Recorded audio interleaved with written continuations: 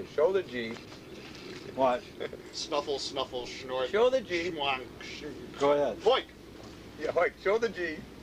You call the audibles at the scrimmage line, then you say hoik instead of hike, and then the football game goes into reverse, and everybody realizes the stadium is empty because the audience has left the global theater, even in terms of sports, and it being greenhouse at the level of rock. And what do you do with the football in that case? You do what Don told me he always did when he was a kid. In Ben Lomond, he told me this in '71, that when he played football, he always was distracted because the football felt like his father's shoes. And it's the blimp also. Yeah, yeah. No. The mother's 1964. ship. Father's shoes is the mother's ship. When I talked Maybe George Clinton could talk when I talked to Don Preston about that night when I met last Friday, Don Preston, a day or two later, he called him because he wanted my fax number. So we talked to Don, and a question came up in the course of the conversation about how he talked about Frank came over to Spain. I said, was that before or after jail? And I think he said, and I said, oh, it must have been after jail because he wouldn't have come over or something. And then I said, oh, listen, do you know when he actually was in jail? I've checked the archives. I can't get the exact date. And you brought up this whole jail point. Right. Now, it's a mystery. Now, this is where I'm robotized. If Where I pick Frank Potato was in Bob... jail? 63, I believe. It's May 64. The myth is he started the Mothers on Mother's Day 64. Right. Okay? So, he formed the Mothers after he got out of jail, or he took over the band. Karina Conjure. Okay, yep. So, somewhere between September 63 and May 64, he's in jail, let's assume, right? We don't know if it's in 63, if it's around the time of the Kennedy assassination. We know he put out the John Kennedy the surfer John Kennedy stuff, surfer thing, which right. did, and so the big he surfer. Now, was that before jail? Let's assume it was, I would think before because he's jail. still in Cucamonga. Yeah, He gets it's busted. September because it was recalled from several radio stations because Medgar Evers, who's mentioned in the song, had just been killed. Right. And they thought it would be tasteless. There's what Frank was getting, cause the riot. synchronicity. The He was trouble getting coming Bob's every day. synchronicity within the media theater, which was his Right. real point. You read, I have in my letters, page 346 of Zappa's bio, where he talks about Diofa and how he'd have actual events in the news as part of the opera. That's Right. including Bob's theater.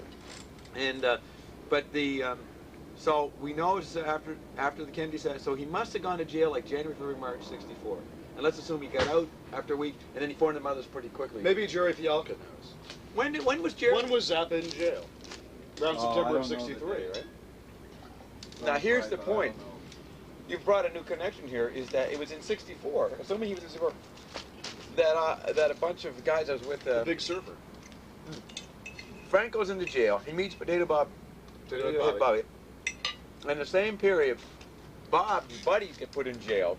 Bob's And- buddies. Yeah, Being the, not me, wino. I got out of it. The And wino?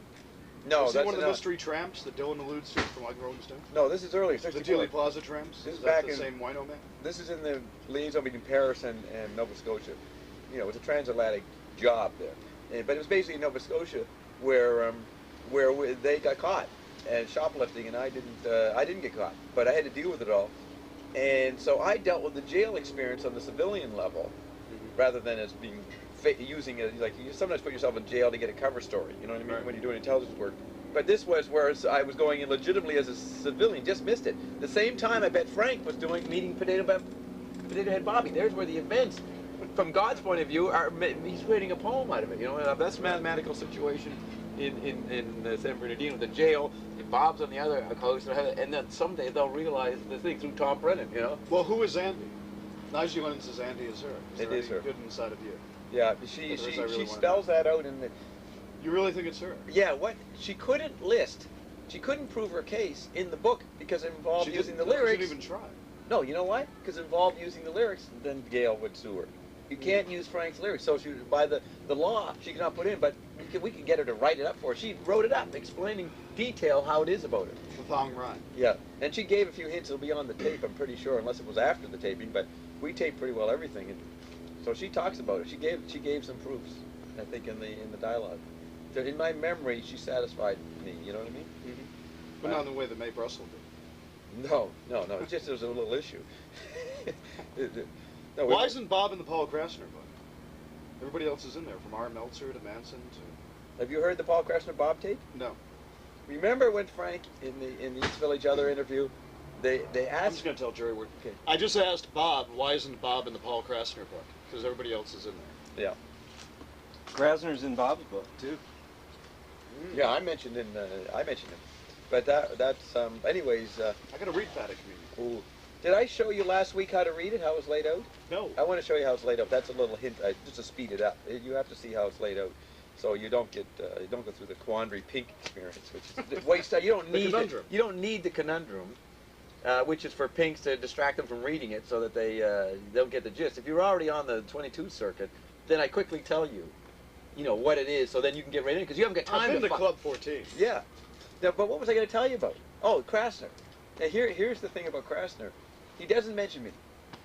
Oh, I just wanted to say something real quick. Our lives are flashing before. I imagine Gail's going to laugh her head off when she watches and sees Tom. When Krasner goes to Egypt with the dead, yeah, he meets this old Egyptian guy that comes up to him. And they're talking about the music of the universe, the one note. And the one note again. And Krasner said, "What key is the universe in?" I love when I talk like Fialco when I get excited. Yeah. Because it slows down You the start savoring Yeah, you orgasmic savor experience. You savor it. You get the rug burns, but all over the house. But anyway, so... What was the answer? He says, what key is it D in? minor. D minor. D minor, okay. Dylan's favorite chord. Okay. Let me tell you, let me fill that in, okay? The Krasner, if you've seen the East Village Other, who sent you the East Village Other quote from the Zappa interview? Was it Tom, the other Tom? John? John Schliemann. You know John Schliemann? No. Okay. I don't know him from him either. I think I spoke to him on the phone once. East Village Other, Walter Bode, Operation Mind Control, he started East Village Other. Ultra. Yeah, and then Operation Artichoke. he got the idea of raising the Pentagon. He has a fantastic... See, paternalistic or mother raising the Pentagon. Yeah. So Frank is interviewed by Bowert and these other guys at the East Village Other, and in the interview they say, well, "What do you think of the realist?" And Frank goes, "Here's Frank, a friend of Lenny Bruce. Krasner's a friend of Lenny Bruce." And Frank goes, "What's the realist?" And they go, "You don't know what the realist is? You never heard of Paul Krasner? You've never heard of him." Now, What year is this? 1967. 1967. He said, "I never heard of him." It was in all the papers. Right. The Lyndon Johnson neck wound. But see, Krasner is San Francisco. Yeah. Okay? Frank Mad is Magazine LA. also. They don't meet. Yeah. They don't meet the LA scene and the San Francisco. And this is the proof. Because I favor Frank over The SF wing. Garcia. And because Frank does not know anything does not cross his path, even though he's in the same circuit. Yeah, It's like, he has no connection to, he doesn't know who Paul Krasner is. It's because of that Krasner and I never overlaid, because I'm more on Frank's side in that period. So he has to deny you access in the book, via the book. What? Say it again? He denies Bob access in his book. Right, he doesn't know about me. And because he's too much... But you don't want him to know that. That's right, because I'm on the LA side. Exactly. And so what happens later, Krasner gets involved with Mae Brussel, changes the realist. Frank doesn't know about that then. But then Krasner freaks out dealing with Mae Brussel. And that's in the book. You read that, Yeah. right? Mm-hmm. And then Frank, in '85, I come and see him and tell him about... McLuhan and Finnegan's Wake, and he doesn't know what it is, right? He acts in the Ben Watson book in '91 that Yes. it's the first time he's ever heard of Finnegan's Wake, almost. Yeah, he doesn't know. Doesn't he say he read some of the Dubliners or something? He looked at it, Joyce. He So took a that's- glimpse at Joyce. He didn't really say what he looked at. I looked at it, and someone showed, and he looked at it and said, "Yeah, that's good stuff." That's all he says. Then why is the name in Freak Out? He asked him I about asked it Or before. Bob Marshall asked him. Yeah. Right, in the Zappa interview. But the thing is, that look at this thing, how Bob's hidden ground. In '85, Bob Marshall talks to Frank about Finnegan's Wake, and then I talk to Frank, and he replays what he said to Bob Marshall. That he doesn't know why. He doesn't know why McLuhan's not all there, and I explained to Frank why he perceived McLuhan that way. But that's another thing. And he. And then, Another attempt. Yeah, another attempt. And then they try to get me in the heart with the leaf, and then in Right. the head. And Finnegan's Wake, he says, why Finnegan's Wake? The point is that as a result of my conversation, I told him a bit about Mae Brussel. He calls Mae in September '85, when the PMRC thing happens, Right. and he's suspicious of what's going on, and he remembers I told him about Mae. He calls Mae, and Mae guides him through that whole month-long period when he was analyzing those guys with her facts. Right. And then he's so impressed he gives Mae a computer. Oh, interesting. Now look, let's say in '75, Krasner has dropped Mae. 10 Right. years later, Right. Zappa interacts Picking up for interacts SF. with the San Francisco scene via Mae, who Krasner was part of, but they didn't know each other and were never connected. And yet Bob is the missing link. Why is he in the book? Because he's on Frank's side. And who is in fucking Frank's biography? The Church of the Subgenius. Bob Dobbs. You see? So that's why I'm not credit. But Isn't it amazing? Yeah, and then I meet Krasner through Jerry when he arranged the dialogue. But that's when Which is a classic story. I spied on Krasner in '75, which is in my book, when he and Kesey did a duo at the St. Mark's Church in the Bowery where I saw Cage, and I bring that up on the tape. That's when I spied on him. Because I didn't like the fact he defected from May, and I knew about that through May, and I just said, I'm just going to watch this guy. I don't like anybody who defects from a holy office. You know what I mean? But before, you guys didn't go into Bukowski, because I haven't even heard this. Oh, yeah, you formed a relationship with Bukowski on the phone. I knew you liked him, but also born on August 16th. Like I didn't. Bukowski was? Yeah. That's what we're channeling. I kept saying, because he fucking didn't die in '93. Why? He died in '94. He's an after thing. And, I got involved with him in '76, '77, '78. When him and Zappa both died in the same year. No, he did die in '93. March '94. Because he didn't die in '93. He died a few months later, in about March '94. Oh, that might be right now, I think. Yeah, because he did. Well, they died around the same very time. close, right? It's all part of the LA earthquake bullshit that I'm triggering That's up. what I'm saying. Yeah. Now, did you want to know about Bukowski? LA lost almost its entire identity at that time. No, you're filling in the thing. I puzzle about this. Why didn't fucking? It's like when I killed Bukowski, why didn't he fucking survive '93? Because you wouldn't believe who fucking 5 major people died in '93. The guy who invented this, Joe Dunn Sloan, dies in February. Joe Dunn Sloan? D-U-N, yeah, middle name. Joe Dunn Sloan. Yeah. Just D-U-N. Yeah. Joe Dunn Sloan dies. Do you ever drink this then? Oh, every day. Yeah, that's. You haven't drunk. Oh, I drink it at night. I drink it at night when it's cold, and I sleep with it. I mean, I drink it before I go to bed, and it cools me out. It's a coolant. I've been heating all day. BTU, And BTU rules, dude. I'm glad you like the name. You ain't seen nothing yet. We's bad. Overdrive. We's hot. We's BTU. You ain't seen nothing yet. Yeah, that's it. It's not BTO. You ain't heard nothing yet. You ain't point nothing yet. Canadians, though. They were are. part of the cover story on Rock. England. Tom, smoke the long one. And they had the Who. Are you smoking the So long? the Canadians had to come in with the Guess Who and make it even more obscure. Right. Yeah. Are you smoking the long one? Canada is a Switzerland. I am. You wanted the long. Hey, Thank you. Tom. I smoked more cigarettes today than FDR did at Yalta. Because Bob is a knight of Malta. Malta, Yalta to Malta. That's the name of your album. From Yalta to Malta. And where does V take place? A lot of it, Malta. Yeah. Canada is the Switzerland of the solar government. It's in the interval between the Anglo-American establishment. Okay? That's why Canada has a good idea of Let me do it for Yalkas. If Somerset Maugham said, Monaco is a shady place. Excuse me. I'll try that again. I'm doing a Jerry Fialkas. Yeah. Channeling it. Yeah. If Monaco, as Somerset Maugham said, is a sunny place for shady people, what is Canada? Please comment. Yeah. That's good. It's definitely a cold and shady place. For what kind of people? For sunny people. Because Canada's as well. Oh yeah, because we're the reverse. We're the eager beaver. We're the bland, happy utopians. The Canadians. We're the man. That's what Man Utopia is about me. Because Marshall always explained how Canada was the utopia. We had everything that America had, but we didn't have to fucking go to war. Right. And you had Margaret Trudeau. Yeah, we had everything. Flashing the. We had Marshall McLuhan. That's why. Sorry, you see that little piece fly?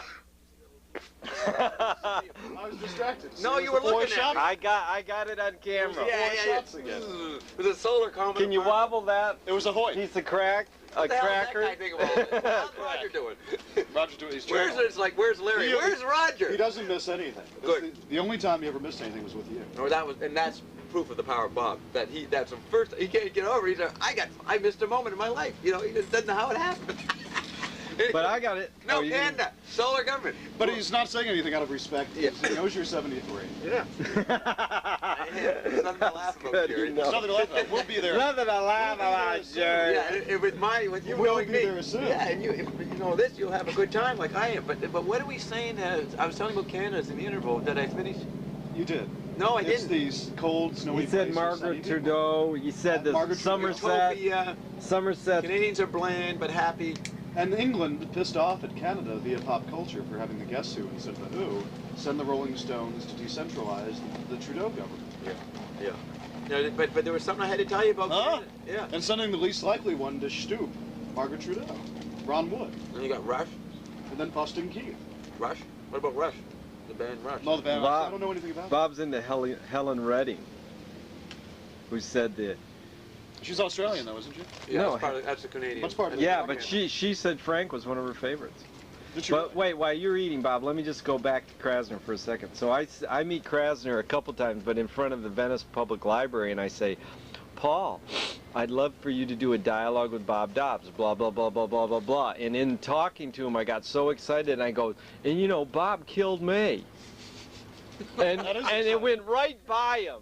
And he agreed to do the dialogue. Then he started reading the Bob shit, and he's going, well, I don't get any of this shit, I don't know. And then I'm picking him up, and he's coming over and going, I don't know if I can even do this, because, you know, this shit's over my head. Because he's going from the 50s hipster days. Yeah.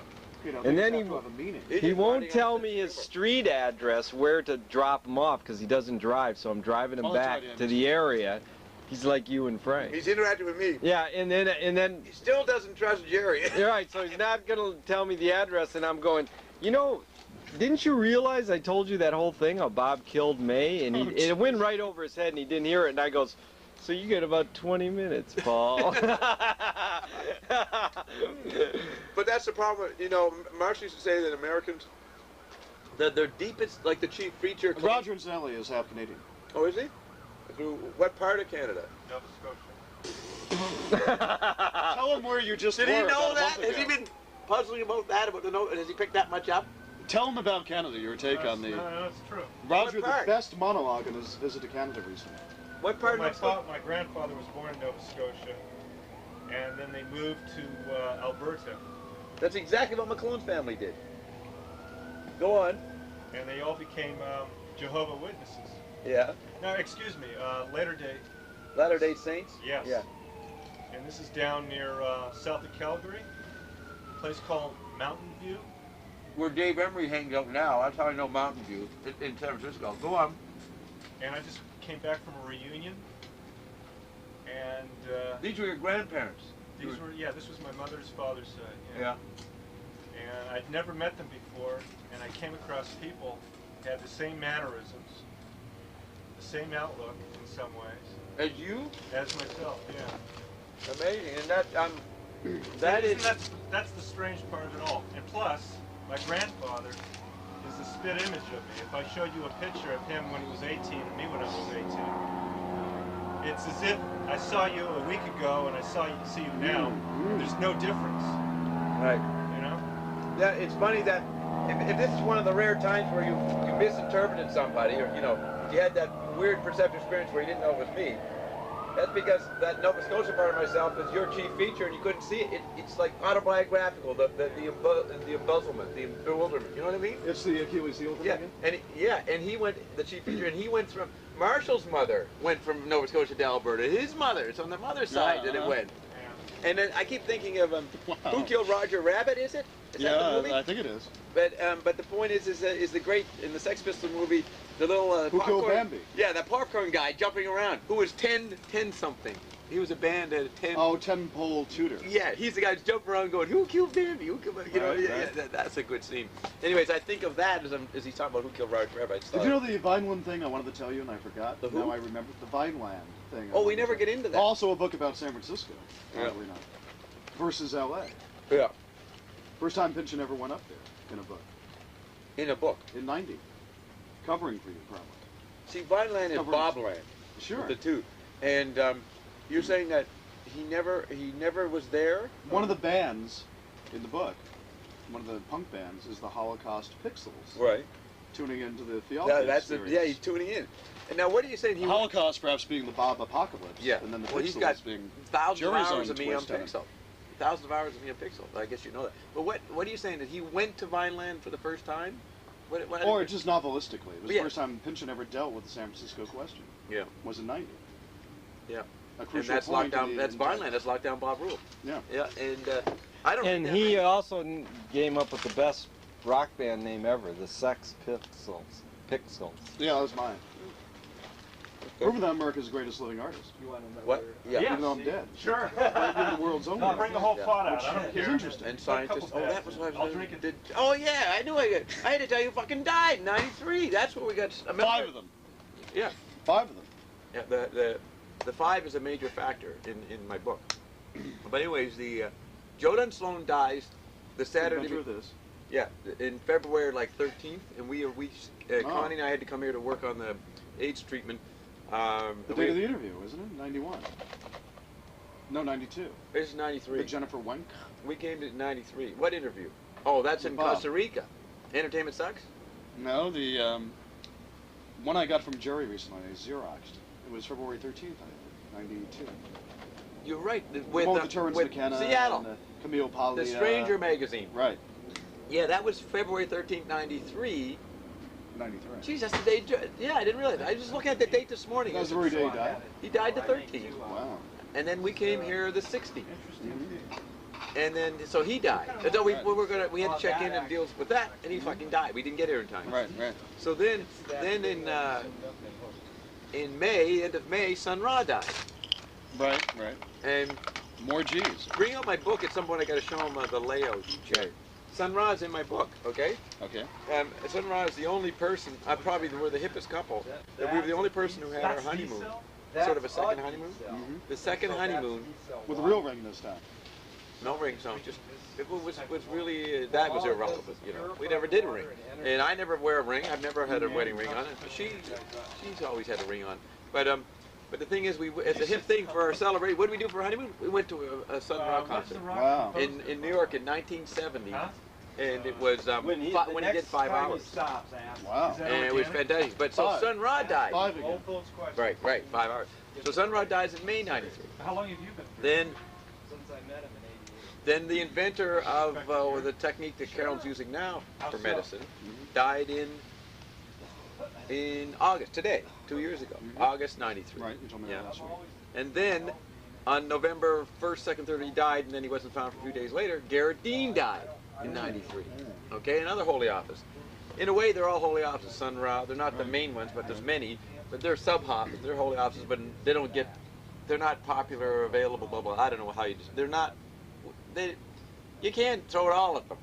So you prune it, you profile it. So it's a profile. And iconic outline, you know.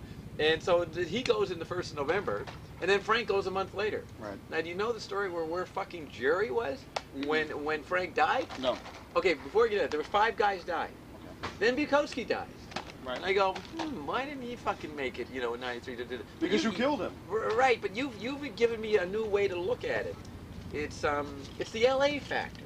It is. Is there something about LA, or you've given me whatever we were talking about, which you wanted to know about more. You want more on Bukowski or something. There's something about Bukowski why he wasn't in there, okay? But he's the book. He's on the cover of Lionel's book. The August 16th saved me. What? The August 16th that he also had saved him. I said me. Yeah, he didn't. You know Bukowski interview in LA Times when I first got here 15 years ago? They asked him, who do you like? And he said, Zappa. I've got it somewhere. Wow. I talked to Bukowski a lot about Zappa. So Jerry You was talked to Chuck about Zappa? Oh yeah, we talked about everything on the phone. Like, tell us about What it. did he I've say never about heard Zappa? this. Okay, let Can me. you hold on while I pee? You want to turn Yeah. that off for a second? Yeah. Could You want to do that? what? I gotta pee. Talk I don't want to to have to really pee while he's telling it. Roger, check this out, what happened. Roger looks younger even. No, check this out. After the Right first... now? You think? Check this out. After the first shoot, the first show, Roger said, what kind of tea was that? and I goes, oh, English breakfast tea. He goes, what kind of water did you use? Yeah, it wasn't normal water. It wasn't normal water. He's the first to fucking notice in eons. He's from Nova Scotia. Now tell him the 2 questions. Hold on. Yeah, but we're getting on tape. The 2 questions he had is, what is it made of? Yeah. Is it organic? And is it organic? It's got to be organic. So answer, Bob. It's rolling. Well, so Tom hear this? He can hear it on this. What, Tom? I don't want to miss this. But it's on tape. You'll be able to hear it. No, stop the tape, because I'm going to go put these down, wash my hands, then I can hold this and all this, all right? You know, I want to get this... Roger's first time ever on camera. I'm trying to get him to do monologues. Here we go. First time on what? On camera. Actually, move about 3 inches that way with your chair. All right. Oh, wait.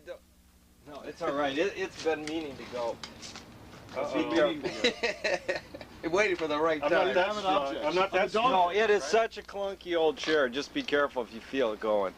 No, I just thought the white background is Yeah, I better yelled those this hand time. signals at one point, and then I realized you didn't know what I was referring to. I did. Where are you going, Bob? Oh. He's hoiking. I'm waking up.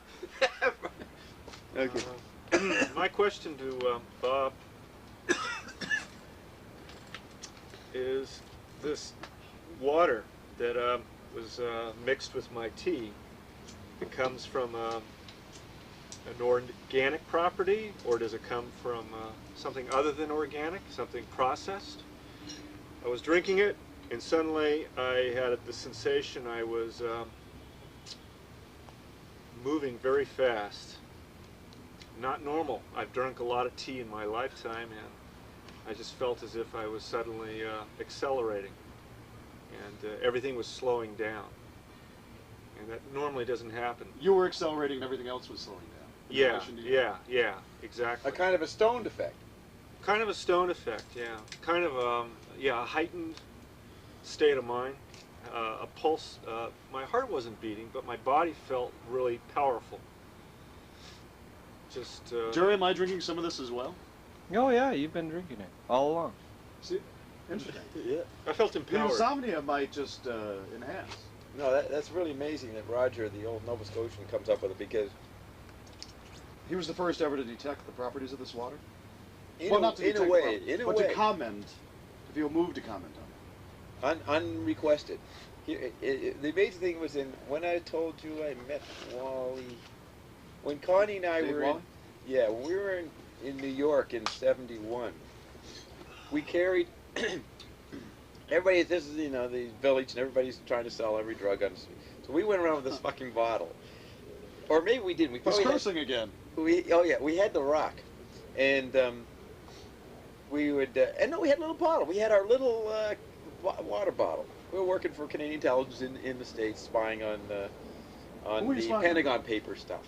See, that happened in May '71. Yeah, the Okay. Ellsberg going to Yeah, April. Jerry Garcia's favorite Los Angeles hangout, Che J, Right. which Jay? is where Ellsberg and Russo met when they had stolen the Pentagon. Right. And it was just when that was in the news, we were sent to New York to deal with the effects of that on certain authorities or hierarchies in New York. And as a joke, we go down to the village, and because we look so young, we go around the youth culture, and we had this little bottle, and we walk along the street, and every now and then some guy come up and say, "Hey, you want to buy some acid? Want to buy some acid?" We said, "Man, we get something so fucking good." And we'd hold up this one, and say, "You drink this water, you'll never come down again." So we were promoting the D-cell. And nobody would take it. Nobody would fucking. They just laugh and walk on. So through the years, we've had it since '69. That's when we met. Where did you and Connie first encounter this water? Right here in L.A. And where? The week it's right here. Oh, it's in Better Community? Yeah. You look at the list of meetings. By the way, for the record, the dates for significant first encounters between '68 and '71. That's first encounters between that period. March 1st, Frank Zappa. March 2nd, Joe Don Sloan. Okay, I interacted with Sloan the day after I interacted with Frank. I knew Frank before, but it's a significant encounter. Let me see the others here. No, let's not get distracted. Let me finish this story, then we'll do it. For the tape. So we had it. So since '69, we've had the D-cell in our water, and many times, people, we'd say, "Hey, look," they go, "What's this? Freaking cement in your water?" In the fridge or something. Sediments. Yeah, they go, "What's that?" And I said, "Oh, it's D-cell water. Try some, and you'll see it's different." So, give them the pink water in the tap, and the other tap. The fluoridated. Yeah, and many times some geniuses would always notice the difference, but the fucking pink said, "There's no difference." Or if they notice the difference, I don't like it. It was a litmus I like test it. between the pinks and the subgenius. But It is very, very good water. Yeah, we never. It's very smooth. Oh yeah, it changes the water. It's a dry. Something happens to it. Wow. I want me some mo. Yeah. I want me some mo at this point in time. So the thing about Roger, what's different is that we never impose on people, but if they notice it, then we go through the drama, whether they're going to tune into it or not. And most people would notice the difference. But Most subgeniuses would know. yeah, they notice the difference. They never reported what Roger said. But if they got a D-cell, they start using it and they like it, and they might say, "I feel better," blah blah blah or something. But they don't do it forever. They drop off it after a while. You have to be consistent with it. So So it's always been, Sustained alert. yeah, it's always been important part of our lives. And Do one or the other of you drink more than the other? you put it on your. Carolyn does it more for cooking, use it in cooking and all that stuff. And she's not a water drinker, so she gets it. She might use it in different ways. I'm the one who drinks it before we go to bed. But the It's a coolant.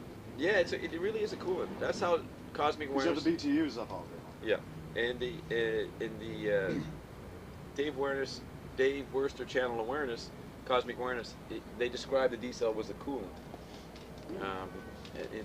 Because of sort of from the antimatter world was the way they talked about it. It's another level of energy, another level of matter. But so we became good friends with Joe Dunn Sloan all through the LA period, and the way he made it. So Roger. Wait, what was the way you made it? I'm going to do it, but Roger. He gave a testimony unsolicited. Right, You know what I mean? We never said, he never noticed it. Right. He never asked about it. He just fucking had a drink and he's going, what's happening to me, you know? Here at Dobbstown, you know? He gets stoned. Exactly. So what Joe did, there was a man named Brown in the late 40s, early 50s, maybe 1949. You're after the Great Naked and the Dead. Yeah, he was an expert on, he liked to mix grains, like I guess a horticulturist, and he knew that if he mixed things, he could make different something out of it. So he did that, and then he discovered that I think he probably was using a microscope. I only know. I'll try a couple of Yeah, those. you can have these. I only know about the microscope through Joe. Let's assume Brown used a microscope, but eventually Brown passes the formula on to Joe here in LA in the late 50s, early 60s. So when I meet Joe in 70, I got the D cell sent to me, ordered it through Cosmic Awareness in Seattle. We started using it in Nova Scotia, and we met Joe that first week, the week of Frank's Hot Rats performance at the Olympia Auditorium, where I went to, which is a bootleg you can get. And that's when I went up to his house and we talked about conceptual continuity. So then we came back here in 71. After being in New York, we went to Mexico, then down here, and we stayed with Joe for a month, preparing to meet Beefheart. So we got to see what he was doing with it, how he made it. So he had a bowl sitting in his kitchen, and it was made of a mixture of grains, different grains, and he'd let it percolate. He'd just sit it there for a while, and then he'd take it's water and grains, 3, 4, 5 types of grains. They'd sit there for a week or so, and then he'd wait till it happened. He'd check it every other day, take a little bit of liquid, put it under the microscope, and he'd look and he'd see whether the little light forms manifested. Like when the FDA came and looked at it, they wrote a little excerpt in Life magazine. They said it's just dirty paramecium. You know what I mean? But we didn't regard them as dirty paramecium. So when they formed, when the light started coming through, the Akasha energy, the spiritual energy, the Bob energy, predicting lockdown Bob rule, a new form of the new covenant, the new matter, new dispensation. So Carolyn was the new slack was slack, and so where can I get those slacks? Yeah. From also later 71 is that? Yeah. And so once the little light molecules started manifesting, he would take that solution. And he'd do something, that was secret, he'd do something with it. And then you have a liquid. It'd be basically water. He'd grind it up or do something. It's just this solution. He then would make cement out of it. He'd make he'd make cement, and you put water, then you carve up, make little blocks out of the cement, right? Wow. So the water to make the block is gone. Oh, there it is. The water to make made in little ice cube trays. Yeah. He'd fill up ice cube trays with. Now it's a real lockdown. Yeah, that's right. This is the diamond, the philosopher's stone, the whole fucking secret. This is Bob. In mineral form. It's accelerated matter again, as Roger was talking about. And remember how we kept talking about but water? Yet it's locked down by the water constantly moving, it's being fire frozen. and ice together. An ice cube tray. Yeah, you see, it's the alchemical thing of trying to make fire out of ice. This is like trying to make water out of stone. They're incompatible, right? And I didn't know it was grains, and then here I started eating grains. Ooh, yeah, grain go, these crackers are while good. you were explaining the story. Yeah, and the amazing thing about the stone and the water are the basic dialectic symbols in Joyce's work. And so this is where Joyce predicts Bob and Connie, because he writes a whole world history based on stone versus liquid, right? And then we got it, and there it is. He was predicting the Philosopher's Stone. So he'd take the powder for cement, mix in the D-cell solution that he had made, and then they dry in the sun as little pieces of cement, okay? Then you take the cement and you put it in a bottle of water, and you have different sizes. Oh, that's good. And he like a normal gallon size, whatever that's, right. quart, 2 quarts, gallons, whatever. You'd put in 1 D-cell and sit there full for 24 hours, and then after 24 hours, you'd use the top half, and once you got to the middle, you'd then fill it up overnight, say, and keep using the top half. Therefore, the D-cell percolation is going on down here, and it affects the new pink water immediately. So you got to keep half of it percolating. You know what I mean? Radiating. And so Roger was experiencing light through directly. light through rather than light on. And the amazing thing is that Joe had amazing testimonials. There was a woman. So rather than being the lights on and nobody's home, it's the light through and everything's disappeared. And happy to be disappeared. Yeah. Wait, you talk about fire and ice? Oh, I gotta read that. Yeah. I must There's resort fucking more Bob to it. holding the D-cell water. That's See? Ganjuri, too. Look at fire and ice. Yeah. Oh, that's incredible. And water and Great, stone. Jerry. And that's how Stang's He's channel. in hell with a glass of ice water. Did you just think of that out of the blue, Jerry? Yeah, it was a pictorial manifestation of everything you were saying. And like Stang doesn't know how he doesn't accept the fact how much he's interpreting me. You know what I mean? You resist it. So for Roger, Which is good, because if he didn't, you would really be up shit's creek. Yeah. That's not what you become, right? Yeah. He's becoming me, and he's resisting. My enemy is my best teacher. So in '71, we always kept in touch with Joe after that. We visited him in '71, '76, '80. In that period when I missed Bee Farm. No, and then me and Carolyn and I visited him in '88. Yeah. And I was there then, and then you went in '92. Oh, in '92, yeah. When he was senile, he was going, I saw a picture of a 3-cup bra. three tits. You know, I kissed a serpent once. And then the best is he told us about psychic photographs. They would What pass. project you were working on? Joe, we're going to go to Joe's house on Monday and videotape it because, for the record. In we East need it. LA. In East Till LA. my water cleared up. and the best is when I shot a photograph in front of him, Joe Dunn Sloan, in front of his house. It was the first time I ever felt someone's spirit shoot from their body and mind through my camera, like into me. Like, you should see these photographs. Wow. You can tell, but the photograph thing is he would pass around paper to all the people. This was an early psychic thing in LA with this, metaphysical Mark Prober. new age people, and then they would develop the photograph and it would have all this stuff on it from passing Spirits that were around. actually there, yeah. He was involved with Gina Sermonina, who was a heavy LA psychic person in the 40s and 50s. And that's who his circle was. And you know what was amazing is that he always talked to us about the medium. I think his name is Mark Probert, but I'm not sure. It was this medium that he used to talk about, and he had old books on him. That was his medium in the 40s, 50s. One time, on a Stang show in the late 80s, I was getting some of his Stang show tapes, and all of a sudden somebody's reading it in a trance, and then he comes out of it, at the end he says, that was Mark Probert. I goes, holy fuck, that's Joe's guru. So I called up Stang and I said, where the fuck did you get that tape from? He says, I don't know where I got it. Someone sent it to me. But it's the only audio, if it is the same guy, it was very close to the guy's name that I remembered it. It's the only audio evidence of the Joe Sloan D-Cell World's guru, medium guru, and fucking Stang unwittingly had it on his show. So there's so here we visit Joe, and he'd always have all these letters, people would get it, use it all over the place. And one lady was using it to grow food in Arizona, and the food hadn't died in fucking 8 years. It just kept growing. It was beyond nature. It was like the time of dawn. Second nature. Yeah, second nature is or becoming first second nature to yeah. me now. Did First, you know that? So yeah, second nature. Second nature is becoming second but nature. it was a now. case of first nature approximating electric eternity. You know what I mean? Yeah. And so that's like you having your time phase, time warp. Right. Maybe that's why Frank was concerned about time. What time? Look, Exactly. remember, what What time? time is it? Because there was Time something was going peace. on out there with him and Don when they were, whatever. If that really happened to you guys, that was something that was going on out there. Exactly. And it And really then- happened. And that's like a UFO place out there, you know? Yeah, that's what Calvin said later.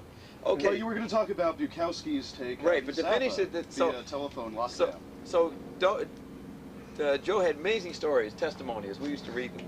And then he got labs to check it, and the labs checked it out, and they proved there was a difference. You've got laboratory reports, then the FDA and them came in, and everybody would come in every day and say, here's $1 million or $500,000. Joe would never commercialize. No way. He just remained in a little small operation. He never went for the big money. But people would get carried away and offer it, but he would ignore it. So in that sense, he kept it spiritual, you know what I mean? Mhm. Not commercialized. There's no distribution. Yeah, just a one-on-one distribution kind of thing. So, But Fialka wasn't there to answer the hotline number. that's right. But anyway. And so Roger's the first person that I've experienced. I've seen testimonials in letters, you know what I mean? But it's the first time, unsolicited, someone almost complaining, what the fuck, you know, we're complaining, but it's like, what the fuck did you put in this? You know what I mean? Your inner proprioceptive sense was speeding, right? And then the external balance was slowing down. So he was stoned. Now, the first Stoned, evidence. literally. And he's a fucking Nova Stoned. Scotian, you know what I mean? Stoned. Yeah. He was stoned. That's what Dylan was saying about everybody must get stoned. We'll have to use that We'll when have to we use that one. market this. Yeah. Everybody must get stoned. And there was one other, the best alternative medicine We'll have guy. to go to his coffee shop together and do a show there. Who, Don? When Dylan opens the coffee shop, right? Oh here no, in but you Santa know what you Monica. just, I said to Jerry after I read Nigel Lennon's book, I said, I want to go up to Lancaster all day. Let's drive up and go to the Denny's. That's where we fucking should go. Oh, that'd be good. You know, do a that'd be fucking good. a show. And track down Yeah. Sue. We could find Sue. Oh, really? That'd be good. That'd And be real good. that's not necessary. That'd be good. But we could walk around Lancaster and talk, just to be in the environment and go through whatever comes out of us. And go to the Denny's. And, Exactly. Oh, it'd be great. So But I the- thought for a second that's what you're saying. But no, you're saying go to the Dylan place. We'll Yeah. do Dylan's both. coffee. Yeah, we'll do there's time. And then we go to for Garcia. both. And we find out what time it is. Yeah. So, you, But wait, did you one- hear a thing wait. I accidentally said in the fourth show?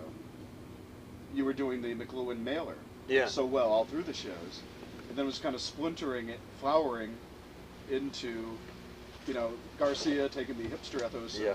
mailer, the And individual Zappa ego going to McLuhan. the hipster thing, and Zappa taking the remove the McLuhan had. Yeah. And then, what is Mailer's first book? The Naked and the Dead. Right. Naked is something frequently people Well, I did talk at about dead that. shows. So hey, Back to what? Naked is something people frequently did at dead shows. Did you go wait? Naked. No. Oh, yeah. No, I Did you want me to stop talking for a second, or start? No, I just stop? got that in, and then we're Yeah, yeah, you continuing can speed now. it up there. We're continuing now. Yeah, yeah. The Naked and the Dead. I was just gonna say that's what we. It's the water. This water. Yeah, I can't help it if I speed up at certain times. Oh, right. Yeah. No, the Naked It's a and web Dead. core. Web You core, threw in the web Naked core. and the Dead as a dialectic for what? Confirming. The 2 week. Even the title is subconsciously confirming the Jerry Garcia connection with Mailer, the Naked. I still use And the they People did. frequently old went tea naked bag. at If you dead want me to. shows. I can do it The again. Naked being us, Oh, the yeah, audience. yeah, the dead yeah. being the figures in the I ground. did that with an dead. English person Right, once right. ago. Well, what? No way. From Maybe that there is. angle, they could Continuing that, maybe there is It an was McLuhan so title light. that Or it encapsulates was, some of the they knew. sadness. Oh, yeah. if it was the- Which one do you think it would be? You know, you can only So use the that's tea bag good. one. No, it's was very it? good. Right. Now let me, Jerry, what are you talking about? I want to insert one little D-cell thing before you go. Okay, listen. Before you go, Yeah, okay, but let's Jerry. are you going? No. So the Naked and the Dead. Remember when I Does he know said? where his body is? He's Yeah, here. yeah. Remember, Tom, at the one point I said, the Greenies, the Garcians, they want to get back to nature and get naked and get Right, merged exactly. in. And Frank was the artifice. Right. He went with the technology. He's the Stephen Dedalus, so to speak. Yeah, All there right. you go. Yeah, and maybe Garcia's Bloom, the guy who's worshiping the Gaia Molly in the nature. Though forget that. But anyways, the Naked and the Dead. Garcia's the Naked. Frank writes about the electric dead people. There's Right. nobody around. Frank had there's nobody else around. I'm the only person. No reason to socialize. There's nobody here, right? He's the only guy left. And he's dealing with the McLuhan phrase, the planet of the dead. Planet Pluto was the planet of the dead. Mm-hmm. So you got Naked Mailer versus Dead Zappa McLuhan. You know, Very naked- good. So there's Very the good. dialectic. I just want to expand. So And Jimi Hendrix from Seattle is saying there ain't no life nowhere. right, and remember Yeah. the Dead Girls of London. After the Bob influence in Seattle. Yeah, and the Dead Girls of Of London, London. the Frank song. So No, one quick D-cell thing. The best alternative medicine guy in town is Murray Clark at Meridian Center at 5th and Santa Monica. And my friend has been going to him homeopathy, natural wellness, acupuncture. It's a very good center for all these. She took the D-cell to him without telling him much. He put it in his hand and felt it, and he goes, "This is very powerful." Without drinking the water, just holding it. You've ever heard of a cancer cure called 714X? Yeah. Okay, that comes out of Quebec, and it's Naissance. There's a book written on him. Anyways, he's a Christopher Bird, CIA. 714. Secret Lives of Plants. Now look at that. 714 XYZ is 24, which is 6. But you got 714. It's like he didn't get totally 14, but he's 7. But he's in there. 714X is the name of his, and he has incredible. He's famous for treating people, and they don't understand. They put him on trial every now and then, but they don't know what it is, and he gets hassled. But he cures people with cancer. So Carolyn is cited in the book. Yeah, there's a paragraph about her. But that must have been after she. Bird is CIA. What? Supposedly. Yeah, and XCI or something. So Carolyn, for some reason, when she's in the book because I guess she met Naissance. But I know she met Naissance. She went there when she met him. She had a session with her as a doctor and her other friends. So they learned about it, so they could do it with their patients.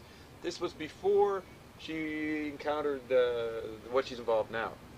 So after spent all day with them, and he was amazed. He says, "You're the first two doctors," he said, they were both Carolyns, who are enthusiastic and not hassling me about this. So he liked them. So then they stayed a little longer. She wandered around the house, and what she find on this fucking shelf or someplace? A fucking D cell. And she goes, "You got a D cell?" He goes, "Yeah." It's, I don't know if he knew much about it. He says, "Yeah, I've had this for years. They're really good. I use them." Now and that was an important encounter for Carolyn with that person. But there's the synchronicity, the continuity.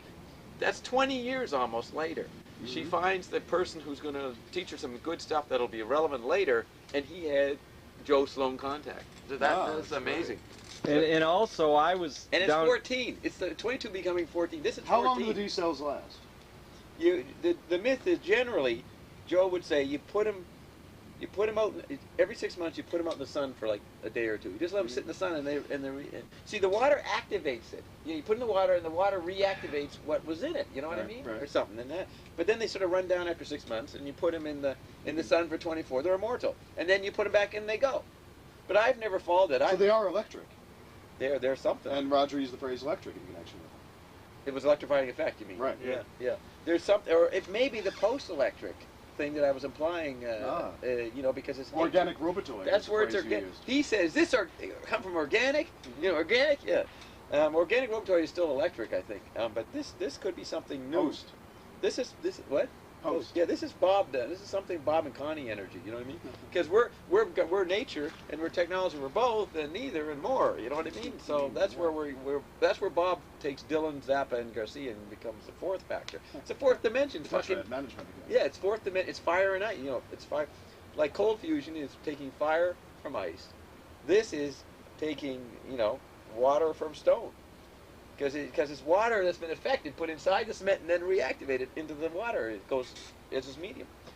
And so that's how. A lot of stones and a lot of water in dead lyrics. There again, the hunter. Yeah. And what's in Frank? Dobbs. Throwing Stones on the Into Dark album.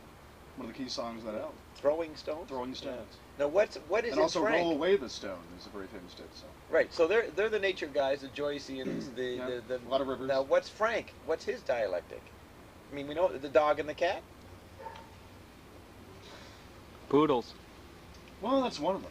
Poodles. The negative dialectics of poodle play. Yeah, dog, poodle, and he talks about he would laugh at the fact that someone would take nature and make such a silly. I think it's lost in connection with technology. It's lost. Lost in connection with technology. Right. Where they meet, interface, and the abrasions happen, and he records those abrasions. The Joe's garage, yeah. The cyborg and. Yeah, because he had a lot of the innocents becoming corrupted. Yeah. Like Joe does. Yeah. And Mary does. Yeah. The innocents being corrupted. The hungry freaks, daddy. When the left behinds of the great society need to be retrieved. Right, but wait a minute. War among the obsolete forms. Right, but I tuned into Frank's expanded vision when I saw this song title. I think it was in the early '70s. Portuguese Moon Landing. You remember that song or that title? That's really good because he was projecting ahead the third world will eventually get their little NASAs, you know what I mean? And he makes a funny joke out of it or something, or whatever the music is. I can't remember. But then I realized I tuned a wider vision. And he was talking from the solar government perspective, that the solar government will hand out the old American 60s technology to these third world countries in the 22nd century, so to speak. So Portuguese moon landing. And you know when they land on the moon in they landed on the Just moon. about July 29th. July 21st. No, July 21st, 69. Yeah. They landed on Marshall's birthday. Oh, that's interesting. And it was in 1969. And Marshall McLuhan, whenever he came across a new book, when he got a new book, when he encountered it, given to him, It was Apollo 11, yes?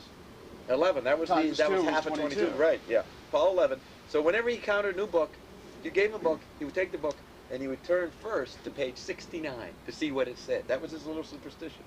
And so he ends up in 69. They go lunar. They go lunatic on his birthday in the year of 69. His number. You know what I'm saying? Right.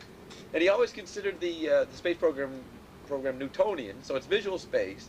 So he dealt with visual space via 69, and then visual space completed itself, the Newtonian universe, in 69 on his birthday.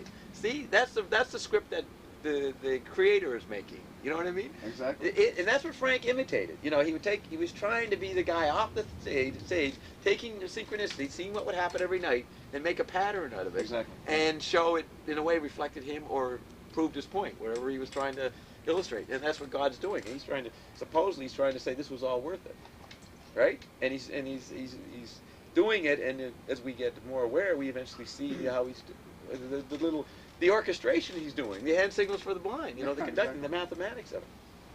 So does that explain? So here's the amazing thing, is that everybody was always trying to get. That was the amazing thing too. What was? Just before you said this is the amazing thing. Yeah. I don't. This. I don't.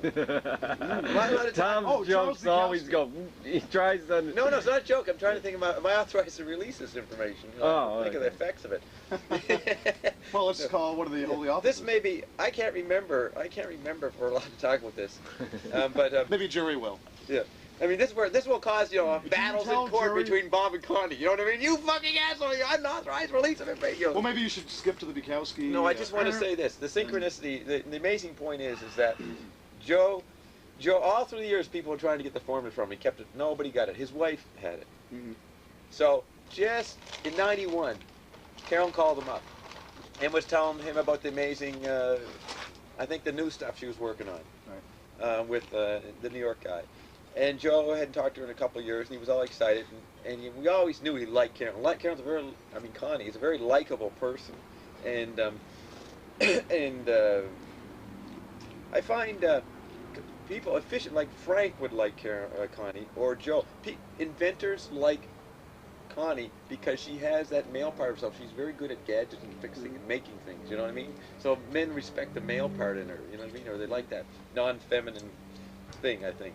So, as is traditionally an archetype, stereotype, up till 1990, and it's all scattered after 1990. Right, of course. So Joe, a lot of girls driving Jeeps nowadays. Right. And so Joe said, he said to Carolyn, I think it was on April 22nd, 1991, he said, Carolyn, Connie, I mean, some people know her as Carolyn. That was her cover name in Toronto. I mean, she's not known as Connie, in the public, like the Doctors for Bob's thing. So he said, Carolyn, I've always respected you, and it's really good work. I now know you're the person. So he says, I'm going to give you the formula for D-cell. So he passed it on to Carolyn. In 91? In 91, yeah. Wow. So Connie has that as a resource. Wow. And so that's where we were going around in 71, 20 years before, promoting the D-cell. And we were meant to because it was our thing. It was our baby, and eventually it was given to her. Wow. So that's what I don't know if that's confidential or not. We'll check. Yeah. So what? Call Connie, Jerry. So that's the story. If you want, we're the ones for this. This is our stuff, and you had a religious. So where can we get it? I bought Where can we get it? I bought 6 of If I them. wanted more in like a week, where could I get it? The problem is you can't get it right now for various reasons. Joe's wife is widow, his divorced widow, is still alive. She keeps it very tight, and it's very hard to get it from her. But where does Jerry get it? I bought 5 of them down at Venice Beach from a guy selling stuff that he got from this Hare Krishna friend who owed him some stuff, and I goes, oh, what are these? Water purifying rocks. Oh, I'll give you $5 for 6 of them. Okay. Now, did you know about the D-cell before? Oh yeah, I knew it. Did you know they were the D-cell? Yeah, because I got some from Joe Dunsloan In for like 88. $3 a shot. Yeah, in '88 we went to see And he Joe. has a thing that cures breast cancer. It's a flat little pancake. Flat D-cell. A flat D-cell, and he sells them for like $500, and he gave us one. Yeah. Wow. So I where are got those one of now? those. No, he too. gave you one because you were with Right. Connie. You know, he Yeah. didn't do anything with Oh, yeah. Connie. No, he didn't give me that. Where do you keep it? Does that have to be refrigerated or? No, I don't use that. They used to put their flat one in the water. I think we did, but basically you will keep it wet and you put it on your breast if you got a breast cancer or some problem. Lymphoma of some kind. What? Any lymphatic thing. Any lymphatic thing, yeah. Okay. And But you can't. I don't know where you can get them. And I can't foolishly get- started giving them away to people because Really? I had a few, and now I'm down to none. yeah, so Can't give anyone. Joe, we had to track down Joe's widow. We ran out. We got him at 16. We had many through the years, but we got a supply problem a few years ago. So we had to track down. You know, it's funny. We arrived here. Joe died the Saturday before, and then we had to call his relatives. Oh yeah, we called his home. Like we had no access to his relatives at that point. We called his home, and his son was just in the house for a few minutes, cleaning up, taking out the dead stuff, you know, taking out whatever, and getting prepared to sell. And so we got him. So Carolyn told him who she was, and the guy remembered Joe talking about Carolyn. So Connie now had a number where they were. He said, call us later, because we had given Joe a microscope while he was in the hospital, and the son had taken it back. So Carolyn said, well, maybe we should have it back. And he said, okay, well, call me later. So we called, and then we just negotiated that their nephew wanted to use it. So Connie left it with him, and Connie then had done a good thing for them, so they were in debt. So then eventually through them, she found out where their mother was, because these are the sons. And we were in touch, and we now get D-cells. But I don't advertise that fact yet, you know, because everybody would want them. So it's a matter, I'm not sure how to. Generally, I say they're not available yet, but we'll have to see what's going on. It depends how much you relate to Bob or what's going on, you know, how much slack you can get. So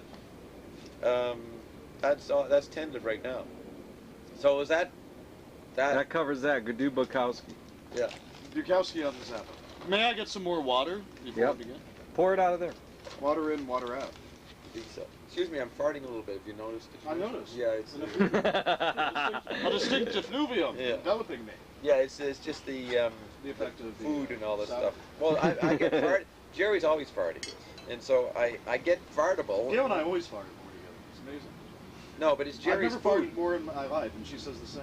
So there's a When you're release together, that comes out. only in the moments when you're together. No. I mean, there'll be times, but there'll be times we both comment on. I've never farted this much with another individual. It's kind of interesting. Well, no, but yet you're allowed to. You don't. We're all allowed to, yeah. Yeah, you're not suppressing it like you normally do socially. Oh no, Laura even gets into it. Okay, well the thing with Jerry, he learned from farting from his mother. And, It's a release. but Jerry, I think Jerry. Sometimes it gets voluminous, you know, Right. just a shroud in the room. But Jerry's a got- wreath, if you will. Jerry's got fungus or parasites or yeast in him because he farts too much. And I start eating his food here, and I start to get farted because Cheese, of his maybe. diet. Is Yeah. it soy cheese? Soy products really affect my fart level. Yeah, well, Jerry lives in a low-budget diet, and I think it's years of too much of that same stuff, and that causes a disservice at a certain point. You know, What kind of food does Bob eat? nothing much. Oranges, peanut butter. That's about it? Celery. If you knew how I ate and lived, you wouldn't believe it. You know, I'm not human in that sense. No, that would do that great line. If they could see my thoughts when I watched that movie, they'd arrest me. Yeah, if they could see what I was thinking while I was watching that movie, they'd fucking arrest me. It's not if they could hear what I was saying and what it was, if they could see what I was fucking thinking while watching that person's movie, they would arrest me. See, it's a complex new version of it, right? Yeah, clairvoyance. Yeah. So Bukowski. Did you look him up in the phone book? Did you do information? I knew him incidentally, Bob. His daughter Marina went to the alternative school where I used to work as a teacher's aide. So he would And come. we were really good friends, Marina and I. And he would come pick her up, yeah. So you interacted with him on a social level or Yeah, just I would society never. level? She said never talk to him about his books, and I go, but I'm an expert on all his writings. And I really want to ask him. She said, well, he just doesn't like to talk. Yeah. So we just talk about the races. Or Well, something. how is this? Which This daughter is is this? 1977. Oddly enough. Right. The most I interacted with. And And that's when I was interacting with him. And now when, Marina Bukowski. how old is she? She is now, I think she was born in 69. No. She was born in 65. So She was 12 in 77. who's the mother? A woman that frequently used to read at Congo Square that Jerry and I probably have seen over Santa Monica, Venice for 30 years. Her name is Frances. If you saw her, you'd recognize her. Right, well... She's white hair. She looks very prim and matronly. Very nice person. Very liberal. Did you ever see the movie You Are What You Eat? Just offhand. That was a Canadian documentary. I mean, No, Canadian no, movie, Peter right? Yarrow, Peter Paul Mary made it. Yeah, but John Simon, I think the band's Canadian manager, had a hand in producing it. That was in '69. Would that be possible? Yeah. That would be possible. Tiny Tim's in it.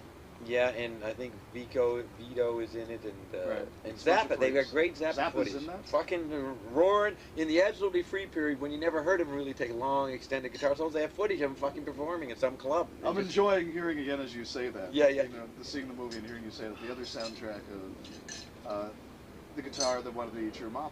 You know? Yeah. Well, we're trying Show to track 4. it down. We're Anyway. trying to track it down to get it because I saw It's it. available now for $19.95. Okay, so Bukowski. was he ever married before? Was he married to Frances? That's the only marriage of his Yeah, life. I think he had one marriage. I knew that. Yeah, that was it. And then they split, and they had a daughter, and he kept her responsible. And incidentally, Frances always looked the same. She's looked the same age since I first met her in 76, 77. She always looked old at a certain age. And then she stayed at that. Stayed at that. And the daughter. Marina. And where were you A lot teaching? of freckles. Yeah, where'd you teach? Santa Monica Alternative Schoolhouse called Smash. Okay, that's just down here, right? So. Yeah, it used to be over in 16th and 11th. Okay, so.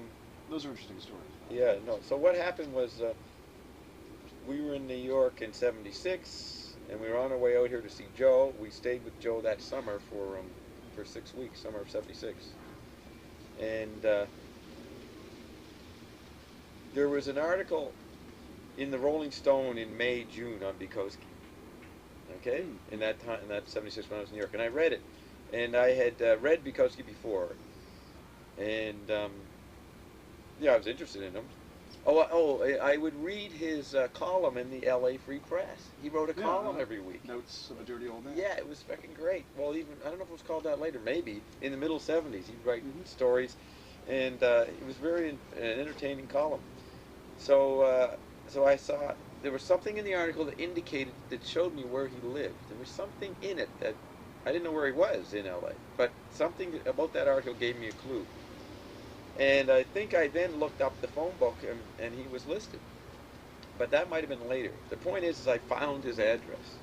So I went, so Dave Worster, the guy who turned me on to D-Cell, and Joe might have been with us. We drove over to the address. And I went up there, and this is '76, so at the same time, remember he lived in the place with the six, like he'd be like. You know, I didn't know where he lived. I never did a thing of trying to find out where Marina lived. There's this. The address would be like 2551 and 7/8. You know how you had 8 little houses, and they'll all be an 8. Right. So he was one of those. Like, if you went in 1, 2, 3. Let's say there were 6. He was like the second or third one in. No, he was the second because there was another one. Then there was a back balcony with an apartment building. So I walked in, I found a little place, figured out which one it was, and I might have knocked on the door, no answer, and I walked around the little place. And in the back, the light was on in his bedroom, so I looked in his bedroom, and there's no one there. And, you know... You just walked in? No, I was just looking, outside looking at his place, see if anybody was in there. So I'm like, I thought it was a... Right, so I'm looking like through a window in the bedroom. A Bob Blackbag job for a second. I didn't know. No, so I'm just casing the place because I know that he's antisocial, and if I knock, he ain't going to answer. So I'm just sort of seeing if I can catch him, see if he's really in there or not. So I look in the bedroom, and it's a sleazy bedroom, you know, a little dinky place, and but no one's there, but the light's on. But it looks like someone's there. I have a feeling someone's there. So I went around again to the front, and knocked on the door. And eventually, I knew how to just be patient. Eventually, the door cracked open, you know, and it was dark. It's like at 9:30, it's dark, and I see a lion's head looking at me. You know what I mean? This image, this big head with the long hair, a lion's head, like a caveman. You know? The Leo manifestation. Oh yeah. So he goes, "What?" He goes, what? What? He goes, what? I said, oh, I don't know what I called him, Mr. Bukowski or Charles or what. I mean, I was older. Actually, he was 2 years older than me. He was born in 1920. Yeah, so I probably had a seniority. I probably was respectful. I didn't call him. Probably said Mr. Bukowski. Plus, he was born in Germany. Yeah. And you were born in Paris, Paris, so there was that kind of tension. Evident. Yeah, that's the Franco-German. Franco, yeah. So he goes, what? And I said, it was almost like, he said, what? Because he knew I was waiting him out. And, you know, it's not like, he goes, okay, I give up. What? What do you want? Kind of thing. You know what I mean? It was already implied what was going on. It was like, yes, it was already a transaction. Yeah, it was already an ESP going on because it wasn't like, open door, yes, you're looking for somebody? Yeah, yes, I'm looking for Mr. Bukowski. Are you Mr. It was like, he knew I knew. So he goes, what? And I said, well, Mr. Bukowski, my friends are here with me out in the car, and we would like to have a party.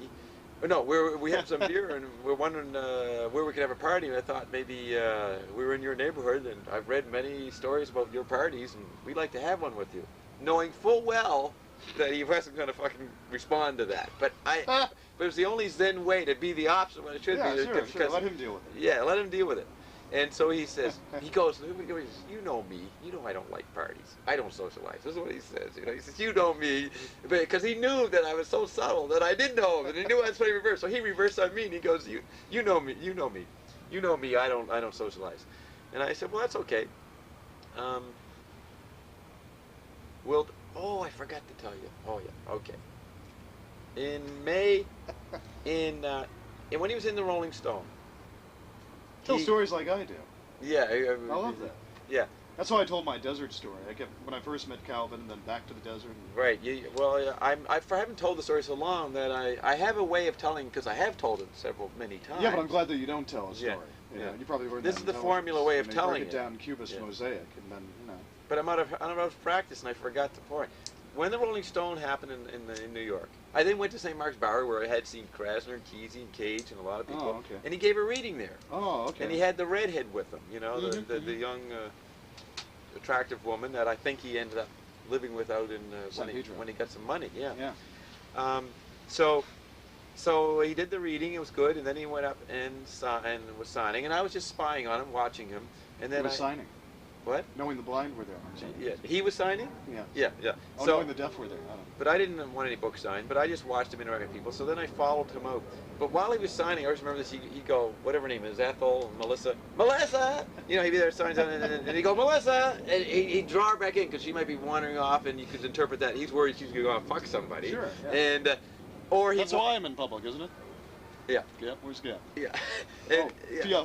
That's why I announced on the tape. Massaging her I announced my availability on the tape. Massaging her now. Yeah. In the world of AIDS, see, that's the reappearance. Bob can go fuck everybody and get AIDS because he got the cure for it. So I'm the first pop star to overcome this dilemma. You know what I mean?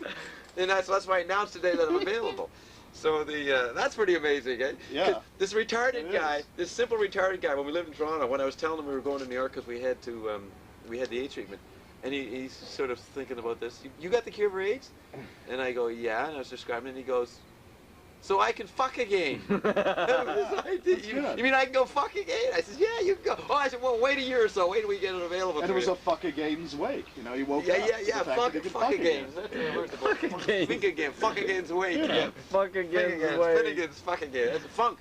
And funky is fuck and all that, and right? George Clinton's going to elaborate on that in a little while. Yeah. Okay, so So he kept going, Melissa! It was almost like he hated all these assholes, because he always put down his audience, right? Sure. And contempt for the audience is the first sign of art. I said on an early show that we did. Oh, good. So all these viruses around him, and so he's feeling swamped, he's forced to do it, and everybody go, Melissa! You know, he kept hauling her in. So she would want, and then she'd come back, she knew her role.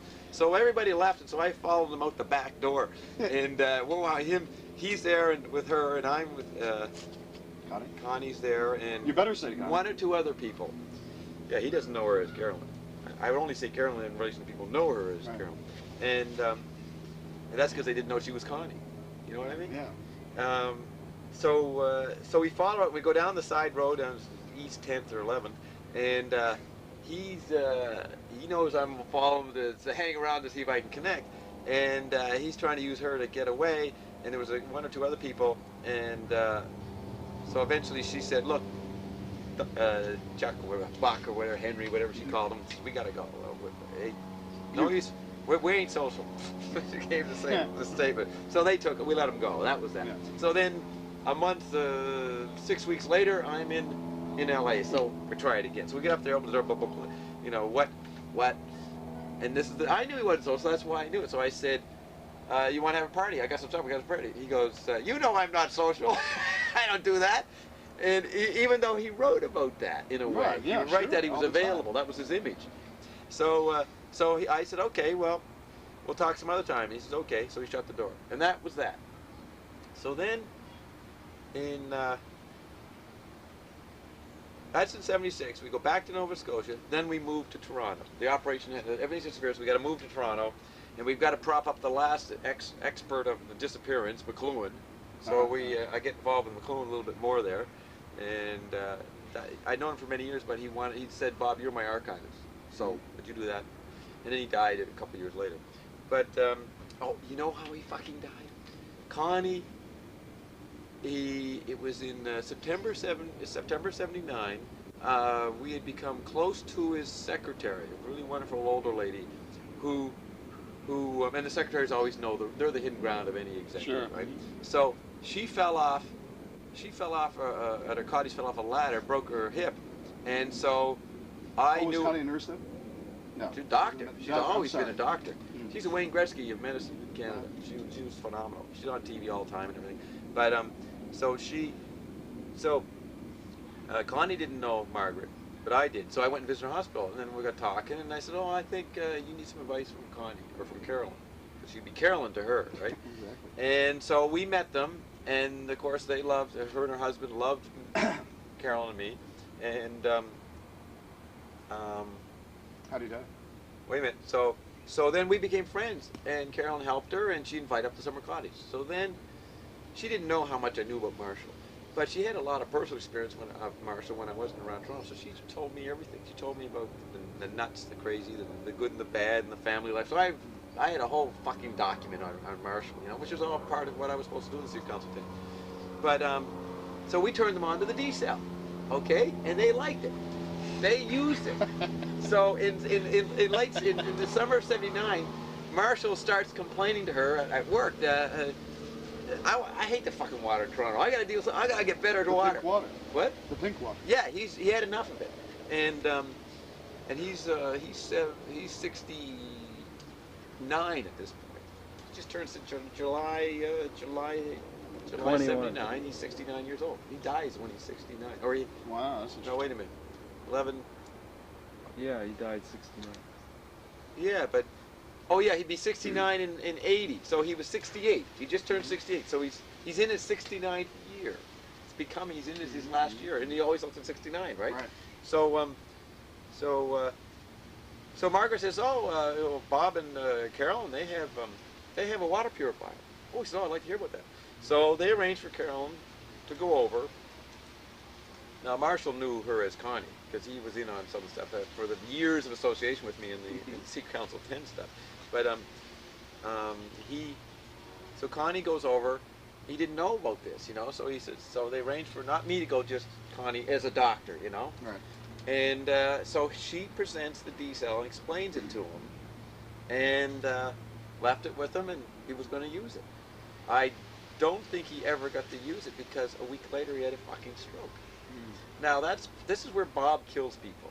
You know what I mean? It didn't seem that he could make the transition. You know, he would have been helped if he got it, but he didn't do it. I think Margaret found out that they found the D-cell after Marshall had a stroke. It was sitting in the kitchen somewhere, unused. But it was like Bob had shown up with the fucking murder, the smoking nature or something, you know. And through Connie, he presented. He says, "Here it is, Marshall. This is what you're looking for. All the Philosopher's Stone." He had an alchemical pen, and he goes, "Oh, is this it? Okay." But he didn't use it. And he didn't use it, and he didn't make it. So if you use Bob's weapon of death to enhance your life, you remain alive. You potentially can gotta flip reappear. the Bob's Yeah, death. you got to reappear. you got to go through Bob to reappear. You know, I'm the Bobbo. You know, the Bardos. So what happened? Why am I saying that? I was You talking went about from Bukowski. Now, how did you do the telephone right. dialogues with him? Lockdown Bob rule. Did I bring up McLuhan Yes, in you did. relation? Why did we go from Bukowski back to D-cell? What was the spin-off? We don't know. Via Marshall. But somehow you Something jogged to I just Marshall remembered all that. of a Yeah. sudden. Oh yeah, we went back to Nova Scotia, moved to Toronto, prop up Marshall. We only had to prop him up for 2 years, then he failed the test, so everything is starting to disappear, even really disappear. The Secret Council of Ten sends you specifically to prop up other holy officers. Yeah. He was a holy officer Now this is the himself, or point. no? Oh yeah, he was a holy office. Why do they send you? Why didn't they send someone else? Because I'm the one who had been in. I was the Canadian representative for all those years. So did Sinatra. Yeah, that was. He was in my. He's one of my. In the Charges. He's one of, in the House Coast. What was the term they used? He's one of my charges, or one of my informers, and all that level. You know what I mean? So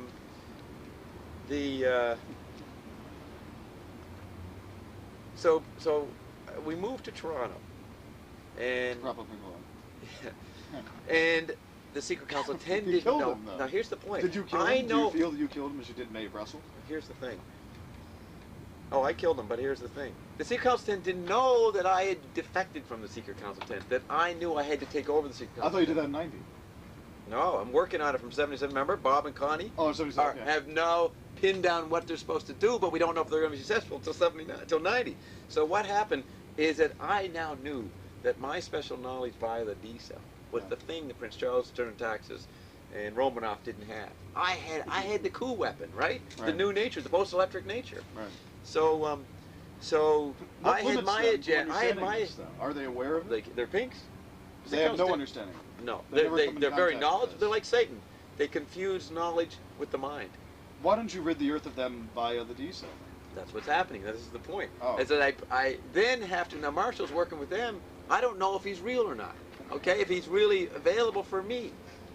So that's why I have to kill off the holy officers if they don't make it. So I have my agenda. Because of their causal. I wait for reality. I wait for reality. Okay, the fucking secretary collapses. Then I go over. Then it occurs to her to ask about my doctor wife. You know? Right. So then we get to the D-cell, and then and then Marshall wants it. You see, this is slack. I don't have to fucking plan. I just know it's going to lead to the test. Bless you. Right? To the point where he'll be tested. So he got tested and he failed because with the D-cell I was able to knock everybody off metaphorically. Right. It's not. I'm killing them for their own good. You know what I mean? And if they can't fucking So make that Bob can retrieve them, or they can retrieve them later. Through Retrieve Bob. them, yeah. So Marshall failed the test, and that was one of the first people I killed after, because everything I pretty well knew my agenda after '77, because everything had stopped, and the Secret Council said no more role, and I knew that, but they didn't know it, and I said, well, what's our role? So it's coming back to me now. Maybe I could say that it was the discovery of McLuhan not making the diesel. I knew this was my thing that I could hold in the chaos. Did you bring this? You know up? what I mean? Yeah, that I sure. knew that this was the thing that was To hold constant, on to. and the one thing nobody would fucking believe. Nobody would believe. You know, it's Everything like had disappeared except the rock. yeah. So The Stones. yeah. So I'm in Toronto. Did you turn Bukowski onto this? Is that why you thought? No, I don't. No, I didn't. What happened was so while in Toronto, I called up information. There was time to tune, like I spiral through the Holy Office. Because he wasn't a Holy Office, but he was an interest. And I knew we failed to connect, and we had to connect. So I called information, and they fucking had him listed. And so I called him up. This is Bukowski. Yeah, I called Bukowski starting early. I came here in '77. That's why I met Kalashnikov via telephone. He was listed. Right. I came here in '77, and that's when I connected with Beefheart and arranged stuff out in Lancaster. And then I went back to Toronto, and I had Don's number, and I spent many hours talking to him on the phone. And then I then, in that same period, got the idea of calling Bukowski. It was probably because it was the LA connection and because. Right. So I called him, and he answered. And I just started talking to him. And he was in. I don't think he remembered me. I don't think that was even necessary. I just came in as a new presence in his life. And he would always talk about, he'd always fall back on, we'd talk about all kinds, he was very literate, he knew all the different things, you could bring up anything, like McLuhan, and Zappa and all this stuff. Like I asked him, I remember asking him, maybe with his first, what do you think, you know how he liked classical music. Right. What do you think of rock? Is rock art, is rock good music? Sometimes, he would say. Sometimes it has the energy, and most of the time it doesn't. What do you think of Zappa? That's rock sometimes. That's the sometimes when rock is art. That was his basic first positive statement about Frank. But what happened is that he always would fall back into it. Became a riff. He says, you know, there's nothing like sticking your dick in a new fucking cunt. You know, and he says, I get to do that at least once a week. And he says, there's nothing, no poaching, nothing meets it. And he'd always go back. He's like a LaRouche who would fall back on the high hypothesis. The tape is the basic tape that if you threaten them, they'll go back and there's a robotoid fucking recite. His tape was the experience of fucking a new woman. And he couldn't, this was a religious thing. And he'd always go back. So after I said, yeah, we go on, you know, he'd go into it, right. and I'd enjoy it, but then I'd sort of get off it and say, let's go on to the other thing. So that went on for about 6 months. Is talking on the phone. So then, other things, other assignments came up, so I couldn't do with him. So it's interesting. I never really thought of it, Jerry. I'm doing him and Beefheart at the same time. Yeah. You know what I mean? And Beefheart's the pure monogamous, Right. and Bukowski's the pervert fuck. You know, Yeah, the pervert. yeah, You know, promiscuous. and they're both great poets, and they're both Right. LA. There's a dialectic I hadn't realized. Wow. And CB, Captain Beefheart, Charles Bukowski. holy mackerel! And that's Bob and Connie, backwards. You know what I mean? BC. Mm-hmm. So And British Columbia, we're in the Conjuring. in Vancouver, and Thank you. we were going to go to Vancouver until the Mir dropped in, till the New York stuff. Mm. We were on our way to Vancouver, and we ended up in New York. But in the Mir, the New York thing called Mir. Son of Mirror Wolf Man. Plan, Mirror not Man. Mir. Oh yeah, well that's a regular thing for me. I can't talk about Mir. Forget about Mir. It doesn't exist. Okay, merely mirage. through. It's a fucking mirage. Anyways. Yeah. So Vancouver was, we ended here. So it's interesting you bring up this whole Vancouver. I was thinking that personally, did not knowing I was going to explain You're at all this bay. to you. Your country, Vancouver, blah, blah, blah, it was always a background to the 14 factor as we were talking in our Right, tapes. exactly. So so what happened was, in 1980, in April, when you go to see Don, a couple weeks before, you know, end of April, May 80, I didn't connect with Don.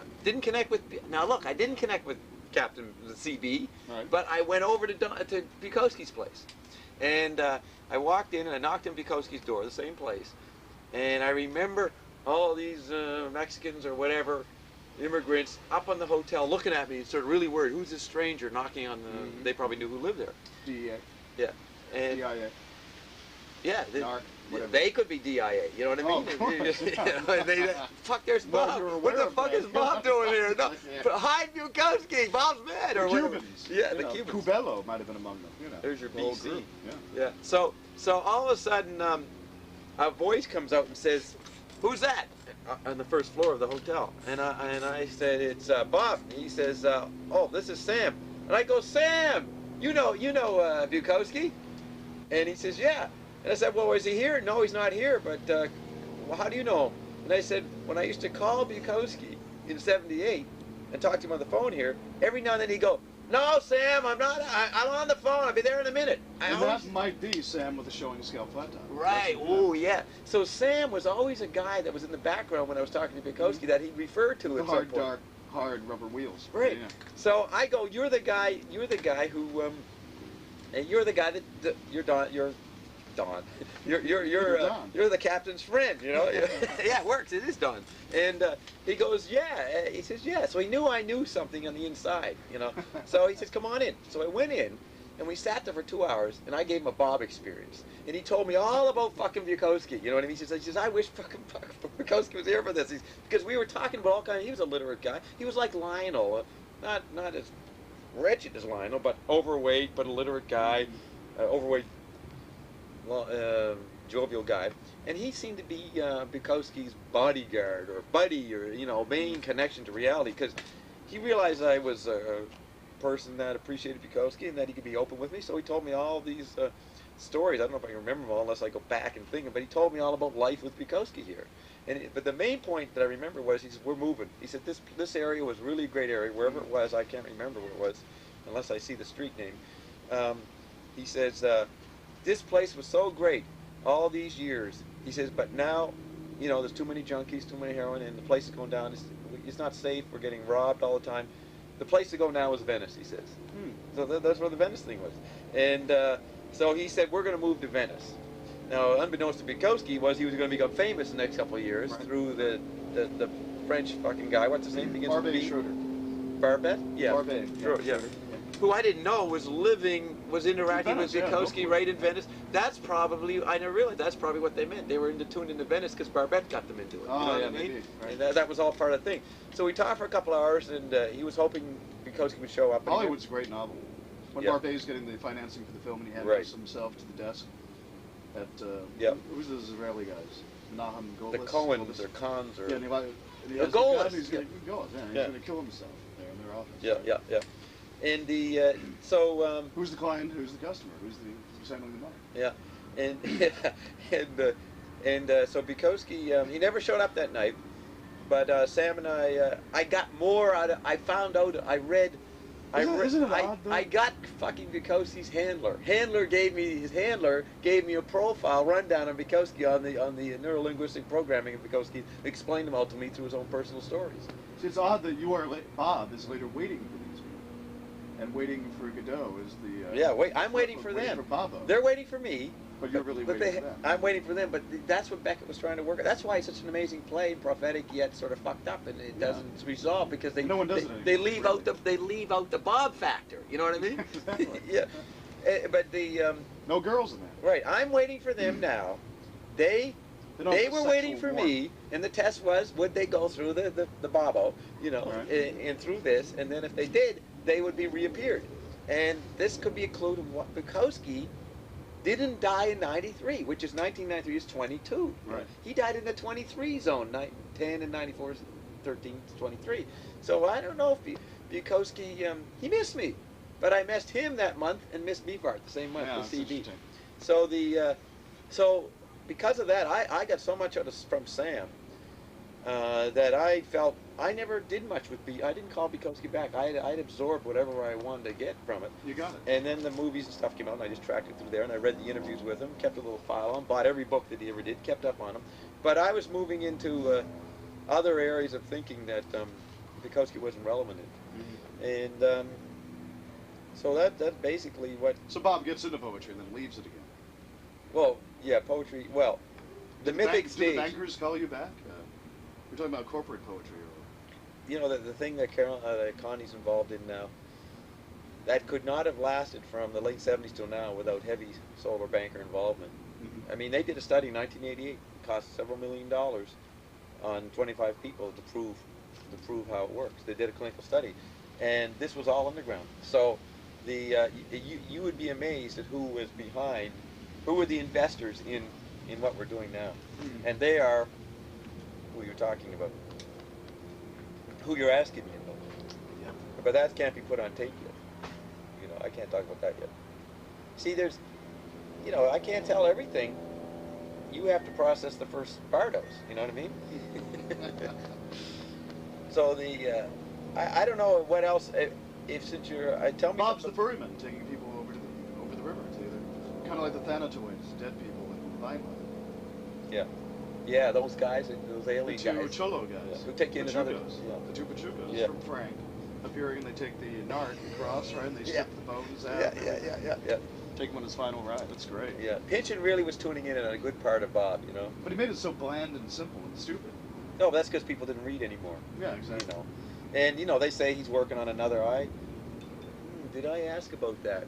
When did you hook up Oh, with Pynchon? you know what? He doesn't give a fuck about. I Have you think talked he's with him? writing stuff that he's like fucking Beefheart. That's what the exes told me. I think I'm right on my memory.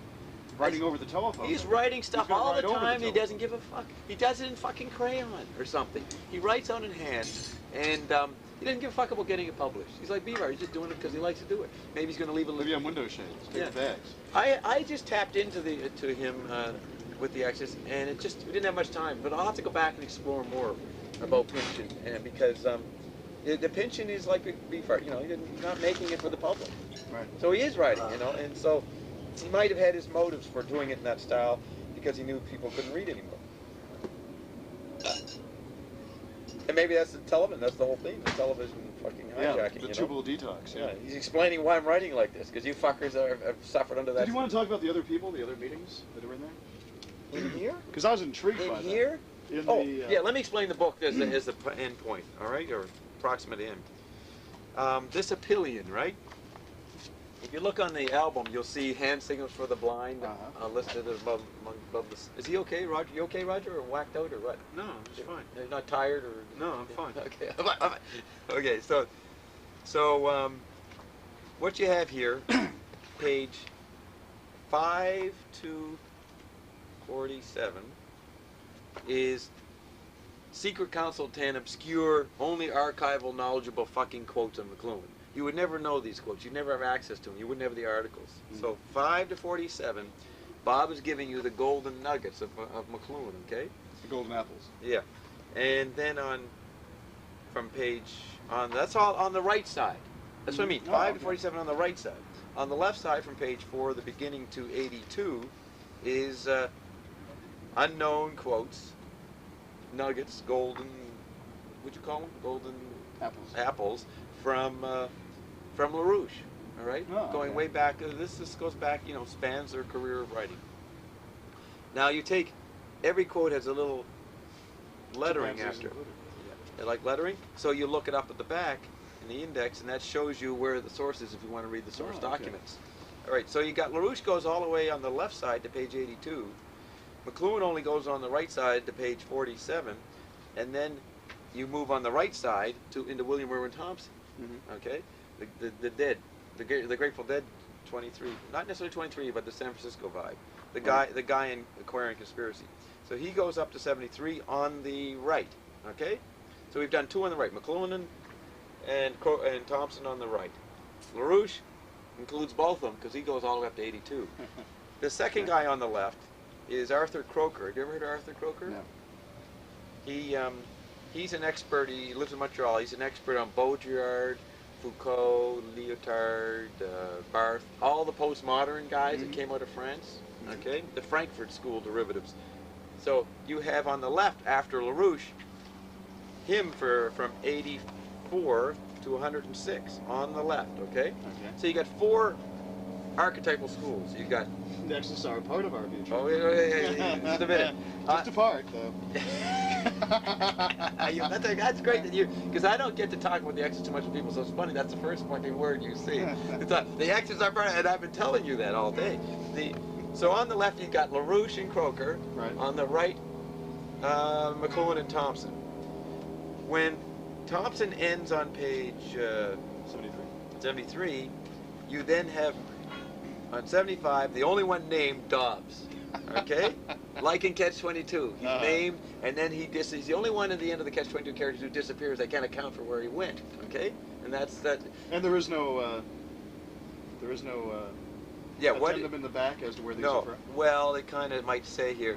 What it is transcripts of my radio show and interviews on CBC. Okay, so like maybe the best of Bob. How many pages? Just one? No, 75 through. All the way on the right to 117. And that starts from after Thompson on 73. The left side goes longer. It goes up to 106, right? Croker ends, and then on 108, I am on the left side as well. So I subsume the right and the left, okay? Which there's different dialectics there. It's not just political left-right, okay? Couldn't you find a printer who would do the book right? No, I want it this way. Because when the pinks buy it, they'll read and they won't follow. Well, not at the back a little, but down here, they can't read it. You know what I mean? It's fucking. They can't read. Period. Yeah, they can't read, and then this was even worse, right? This will make it even. Nobody explains. This will bring them to a state where they'll need this. Yeah, that's right. Yeah. Breakdown. Breakdown is breakthrough, and it's no simple mind control. You fucking put them in a tension-filled situation, and they crack, right? and so I've interacted with people, and honestly, in bookstores. Do you want to save any pinks? Do you want to we can all. What's in there? I shocked everybody on the show once. You shred the husk and you get down deep. We're all pinks. pinks. Pull out the Tom, down deep. We're all pinks. When I told them, down deep, Bob's a pink. That caused a lot of fucking faction fighting. Party line arguments. When the listeners in Toronto. So that's putting the Exodus in a tension-filled situation to hear that about Bob. Yeah. But here's what happened. So. I've been in bookstores. I put these in bookstores in Toronto, and because it doesn't have a real distributor till now. But anyways, back then I put in bookstores, and I would go around and sort of watch people look at it, And I'd say, oh, what's that you're looking at? You know, and he'd be like, I don't know what the fuck this is, but why is it purple? it goes for infinity. It goes CQWT. What the fuck would that be? 106. I think it's code. It never occurs to them. It's the title and William Irwin Thompson. You know, they don't get it. They can't figure it out, and they're going, "What the fuck is?" And they never get to the back and see the index. So the pinks just they really get thrown by these fucking code words, and they think it's part of the quote. You know what I mean? so anyways, I take over from 106. And you subsume the left and the right. I subsume the left and right from 108 for 10 pages up to 118, right? So that's 5 parts. You get the 4 archetypal schools. Then you got me, who's the electric fucking killing of them all, because I subsume them all and use them, and they're sprinkled throughout what I say. Right. And there's lots of references to other. They're the grains in Bob's water. Yeah, they're the D cell. No, the D cell. They're the grains to make the D cell. All right, and so when you read this, I do talk about the other holy offices on the liner notes that aren't in the. I don't have extras from Beater in here, but I talk about Beater. So it's really a good overview of more than the book. You know what I mean? In these transcripts. So what happens on page 118 for the last 10 pages? Or the last 8 pages? The 6th part, memo to Prince Charles, June 4th, 1990. That's a follow-up memo to this, to the June 4th, 1987 one in the album. This is the 2nd memo where it's 1990. Jerry read this live, not this one, but the other. No, just 2 sentences from it. The poetry. I thought you read more than that. Little. Just the Ginsberg part. Fragments part. Some fragments. But here's the first thing that caught me about it too. This is very odd and in keeping with everything. I said, "What's that about Nova Scotia?" Yeah, that's the first thing you said? Yeah. And that was where that's the Ginsberg part, where he's in Halifax and I interact with him there, so when you read this, it's 1990. This is the explanation of how I went from 1922 to lockdown Bob rule, because it ends with the announcement of Bob victory here in the last. So this is a mini biography of the Declaration of Victory sent to Prince Charles, as well as term taxes, but for Canadian people, Prince Charles is a knowable entity, right? And Americans. So if you want to read the memo first, because it gives you the background, I've touched on it, and all the different aspects, Joe Sloan, everybody's in here, and we brought up something. Remember, let's see the July 29, 66. I gotta fucking show you that. Is that in there? Yeah, it's supposed to be. I remember it being in here. I mentioned. What if you remember right now what you did that day? Here it is. Page 120. Okay, what'd you say? What if you remember? Maybe you don't want to remember what you did that day. No, I found it, so that's not a problem anymore. Here it is. I couldn't find it in the taping, remember? I was trying to find it and give out the page number. So look what I say. Meanwhile, back to Connie's and my mission. This is several pages into it. Right. The echoes of the kids' relationship. The kids being Connie and Bob. No. Some pigs. Oh, you have to. I'm not going to tell you. No, you have to. You'll figure that out when you read this. Started to be felt around the world on October 9th, '66. John Lennon and Yoko Ono first. That's his birthday. Right. Yeah. They first met in that gallery in London. Right. The very day Bobby declared his designs on Carolyn to his hockey buddy Phil. Then I go, oh, that reminds me of an echo when Bobby was in California the summer of '66. When Bob Dobbs made my initial possession of him. It was Friday night, July 29, '66, the night of Bob Dylan's motorcycle accident and the first advertised mother's freakout. Dave Wally might argue with you. I'm saying this to Prince Charles. This is what does Prince Charles got to say? What do you go? I can't wait till he reads this, and he's already read it, but he hasn't. He won't admit what he fucking thought of it. But it's a satire on him because I'm telling him about all these little details that he doesn't want to hear about. He doesn't want to hear about my fucking life because I'm declaring to him I won. You know what I mean? Exactly. Yeah. And he never knew about the lemon camp. Right. Give a shit. Yeah. Right. Look. In the first ever Mother's Freakout, Dave Wally might argue with you, Prince Charles, on that point, but not with me because he doesn't know how to reach me. Wally didn't know how to reach me. Bobby wasn't at the dance that night, but he was in Los Angeles. He had just made the first radical move in his tiny, tiny life. He, 2 draft evaders, a gambler, and a Mexican had just quit lemon picking at a camp in Carpinteria. They probably had $75 between them. That night was an extremely resonant echo. That's all I say. Another important echo, which became more significant than later said, was the case of Walter Boris, 40-day-long pure Sandoz acid during the fall of '66. Walter, you remember, I'm saying that Prince Charles, was the founder with Ishmael Reed. Anyways, there's what Ishmael Reed had a book called Conjure, which I found out. Did he? Yeah, I bought it a week after I'd written Conjury at a UCLA book sale. And when did you read Conjury? When did you write it? Oh, let's see. March of '89. March 31st, I think. March 30th, 31st. Okay. 31 days in March. It was the end of March. Yeah, It was March the was 31. Last day in March. Yeah. So you wrote it then, Right. reflecting on an experience you had many years before. No, months before. Well, when you were born in '66, you're 56. 22. 56. In I was born in 56. 88. Oh, 50. Yeah, yeah. So you're 30. You're 33. Oh, that's the key year. That's what Dave Worcester said. Western tradition. I was just about to turn 30. Yeah, because Dave Worcester used to point out that the archetype, the Christ archetype in Western culture is that anybody who has It was my 33rd year. yeah, anybody who has psychopathic, psychotic, or mystical subgenius tendencies always has a crisis around the 33rd year, and that's what you fucking had. And we're the better for it. yeah, yeah. I say the better for it, all of us. Right. No, yeah, that's Even those with the pink. that's what Jesus went through, you know. Yeah. And so you did that in '89, and you had been involved with her just before that, Mm-hmm. and Up till October of '88. when I was here, Right. when I first was Mhm. with Jerry here, for how long? Before October '88. How long were you involved with the Oh, concert? from like January on. Okay, so it's '88. '88, yeah. During the Zappa's tour, Mhm. you know. Yeah. And so what? Why am I bringing? So then, in April '89, when Abby Hoffman got killed, was about the time you saw, what's his name? Abby died in August, about the 12th of April. You're saying a few weeks after? A few weeks before. Before what? Abby The- died. Well, you're saying. No. What? You wrote the I had written poem. Conjurer in March of '89. And what about Ishmael? What's the timing? Oh, of no, that? like a week later, I bought a book by him called Conjurer. Right. A week later. Called Conjure, excuse me. Conjure. See, a A week. book I'd never heard of, nor I usually read his stuff. Yeah. You. Slender poetry volume. Right. You read him. No, after. You bought the book Yeah. right around the time Abby Hoffman. Within a week, Abby Hoffman was killed. And Abby Hoffman is the guy who hijacked Walter Bowart's image through the Pentagon thing. The Yippie thing, Oh, they okay. used Bowart's ideas. But it was Ishmael Reed who found that these fill each other with Walter. That's interesting. So you're on the Bob track. You're starting to connect with Ishmael in '89, and Right. you finished and you write, and you deal with this, Yeah. your thing. So, did we finish? Why am I telling you all this? Yeah. After 6 Why are you Why sitting the here? hell am I talking to you? Who the hell are you?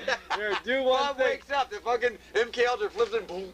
Now Dude. Bob's getting violent. Look, Yeah. do one thing before this You're tape practicing runs your out. Connie violence. Yeah. Bob, Oh, God. Bob, you hold this hat and offer Tom these letters. Now, be real carefully so the camera can get it. Why don't I get him to close his eyes, I switch the letters and see which one you pick. Turn it, Saying? tilt it a little. I switch the letters and see which one you pick. But Wait. Look at the broken note. Wait. would you? the broken G. Was that the G? No, I No, think it it's is a G, no. substituting It's it. a no. It's going to be a G. Why did I explain the book? Why did we get, and I just read that, Ishmael Reed, and you brought up the Ishmael Reed connection, and then we Right. found out when He's this a was written. Yeah, conjurer. yeah. Okay. Vancouver. Okay, now offer Tom. Okay, you want to do the blindfold thing, or you don't want to do Oh, it? sure. Mm. Grab it. Okay. The thing is, I'm going to switch the letters. Okay. And I'm considering the O, Mhm. the O with the G, and the G was the theme today. I want to see if you picked the G. Okay. So close your eyes.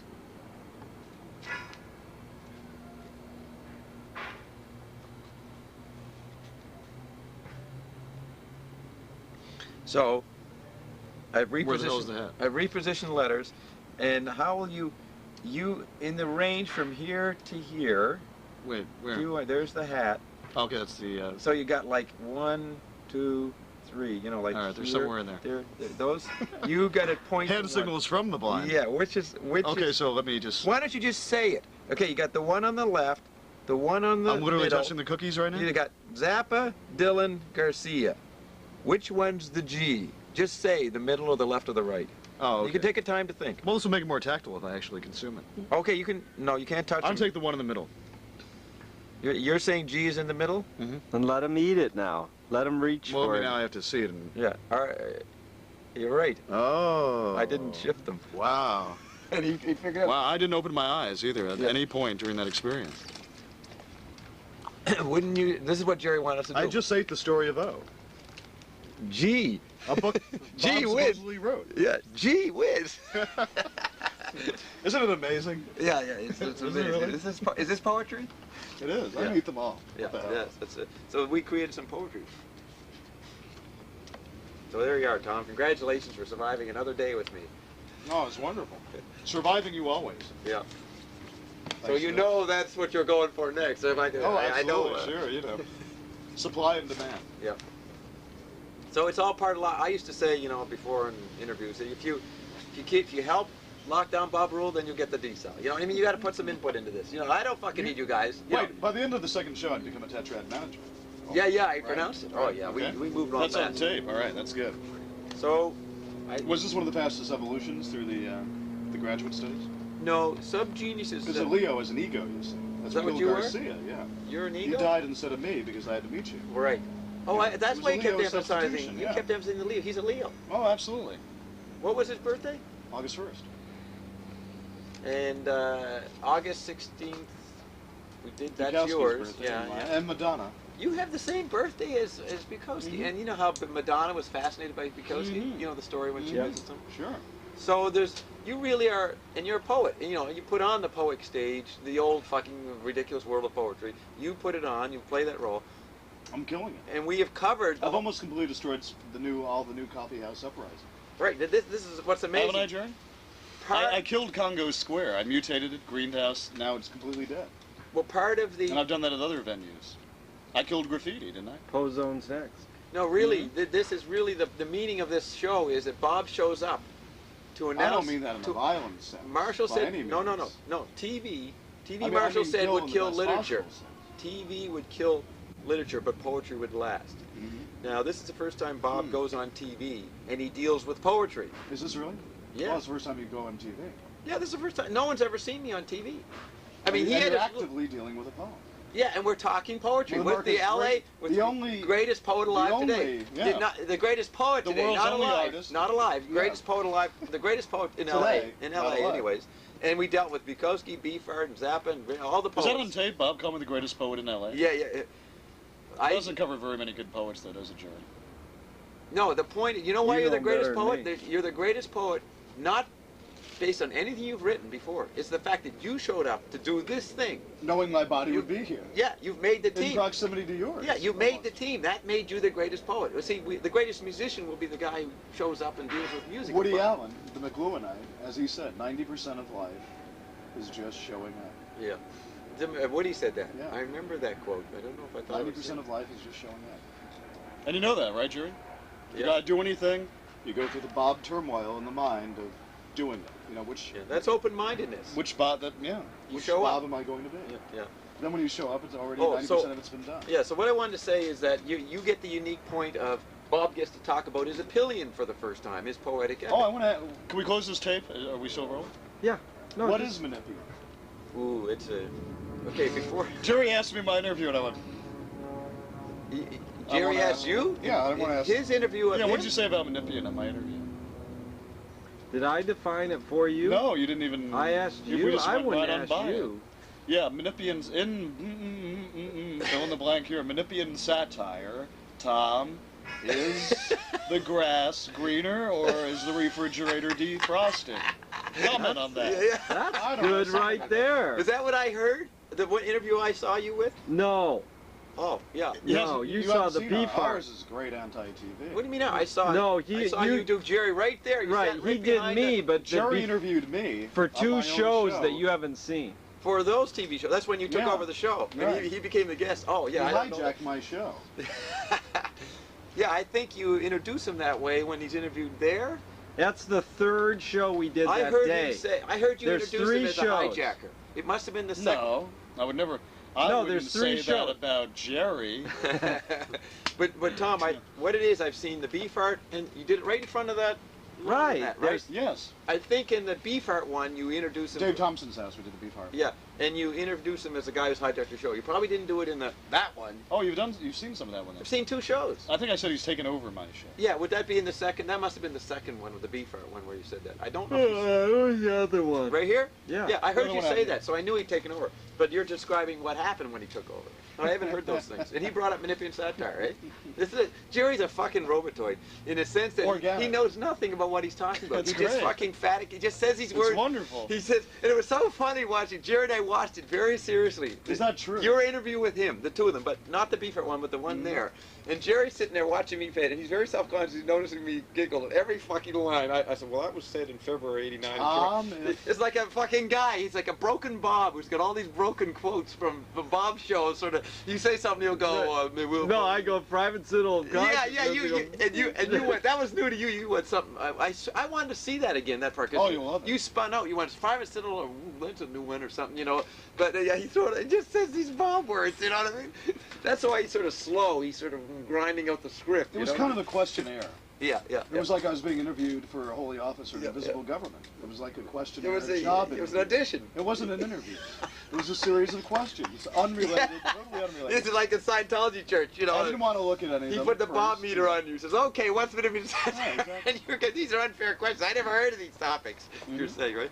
So what are we talking about? Oh no, I didn't do that. The TV thing. You didn't? No, I dealt with them all. Oh no, yeah, you never gave up. I'm saying, but I mean, but it was a bit alienating or a bit odd that you knew there was a hidden agenda here or some weird agenda that he was putting on you because he's testing you with these questions, right? It's like an exam. All life is a test. Yeah. So what are What we is saying? Manipian? What is Manipian? Tom Swift, Woody Allen. Well, where does the phrase come from? Have you read Flipside? Yeah, I did. No, you couldn't have read that. It's all about. I explained Manipian. But where does the phrase come from? Manipius. Menipes? You know who Menipes is? Or? Is there a Menipes? No, There's a Manipius. Menipus, not Manipius. Manipius. You shut up, Jerry, because it'll get all confusing. Tom, Yeah. Manipius once said, to live is to breathe, not the other way around. Comment on that. Comment on that. No. Jerry's a frustrated junior grade 8 teacher, you know. Compare and contrast. Yeah, Manipius. And he always says it wrong. He goes, the holy retrieval. What is that? I started out with nothing, and I still have most of it left. Why, Tom? That's a good. I like that line. Yeah, me too. I started with nothing. There's still most of it left. So there's a Menipus. There's a Menipus, Menippus, Okay. and he about 220, but it's 230 BC in the encyclopedia. He's a 23 guy in a way. Well, but 23 is running the show for many centuries until we get to the 60s, 70s when 22 takes over. So, so 230 BC, this poet, writer, whatever he was, left fragments. He only had fragments of his work, and he was outrageous because he mixed prose and verse. He mixed the two media. You know what I mean? He's a mixed media artist, and like he would create mixed media, which back then you didn't. You know, there was like no dialogue between the two disciplines. Right. The myth is, and so he stood out like sore thumb because he fucking mixed them, and he'd be writing prose, and then it'd become poetry, and he'd flip and flop. So that became it's sort of like the archetype of subgenius weirdness, you know, in the Western tradition. So I think it's Lucian, Lucian, at the time of Rome, and we're talking about Christ in that period. And what's the Apollonian ass? Apullus's ass. Punius. The guy who wrote Apuleius. Anyways, there were several writers who were real crazy writers. You know, they were Beefheart showing scalp top or something. So they got these crazy writers who would break the rules, the grammatical rules. And there's several. There's Lucian. There's Apollonius. I forget his name right now. Apuleius, Apulieus, something like that. And then there's guys in the 1100 and 1300 and 1500. They sprinkle through. But the more prominent ones are Rabelais, Swift, Carroll. Lewis Carroll. No, it's working more with the forms and mutating them. Lewis Carroll in a way, But I'm just getting the most general. Voltaire. Voltaire, yeah. And in a minor way. Bob not very enthusiastic about Voltaire. No. Get that on the record. Read LaRouche to know why. In the parentheses, not very enthusiastic when, Right. when you put it up. Yeah. Voltaire fucking satirized Leibniz, and that fucked up a lot of things. You know, Candida went after Leibniz, and as a LaRouche, I don't support that. We need more support for Leibniz, not Newton. So, and so Swift. So the major Menippean satire of our time is Finnegan's Wake. Okay? So he comes out of this Menippus, and then Lucian, and then Apollonius, or whatever the hell it is, and then a couple of guys in there in the medieval period, and then you get up to Rabelais, Swift, Joyce, and then the major Menippean satirist of our time is Marshall McLuhan. Okay, now I'd take a break. I'm gonna go get Eric McLuhan's, Marshall's son's thesis on Menippean thunder in or at Finnegan's Wake, and it gives the history of Menippean satire. And I want to just have you look at it for a few minutes, and that's the way to answer the question. Okay? Okay. Now, Fair enough. because I'm cold, I want to change my clothes. Yeah, I'm or gonna something. piss. Right. So what? That all you wanted to ask? Oh, strain the potatoes. We're gonna blame the lizard. But Tom, it is great that we end on the Menippean satire point, because that's the hidden ground. Yeah, and I wanted to ask Jerry that since December.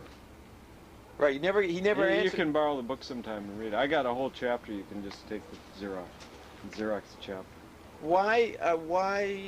Like you asked him in the interview, He asked me in the interview. and you didn't I answer. So I didn't. forget what the question was. Yeah, you I didn't ask Yeah, him but he what didn't it is. explain it to you. Satire. You- If the roof of the house is near the door, does the clothesline run east to west? Comment on that. You know, But Tom, he did not. that's a typical theology. Hold your piss for a minute. The point is that you didn't know what the word meant, right? Right. And he didn't know you didn't know. He's so insensitive. He didn't answer you, and you didn't ask No, him. I didn't ask. I didn't even ask him that. You didn't ask him. No, why? Yeah, it just got Why? lost. I knew I'd find So out it's only an eventually. afterthought in your mind to Right. ask him. Okay. Exactly. No, I didn't ask him what Menippean Tom. satire is. Menippean No. satire being the interface of two disparate forms and their effects upon each other, producing some iconoclastic event. How does that account for the refrigerator bulb? Lord Byron. How Bob Next to the Media baking calls soda. the agenda. Comment on that. Lord Byron said. The Unabomber is Kinky Friedman. Have we shown you the Unabomber article? No. Oh, you won't. He did. Examples of Lucian, Seneca, they're approximately aspects of Finnegan's Wake. Okay?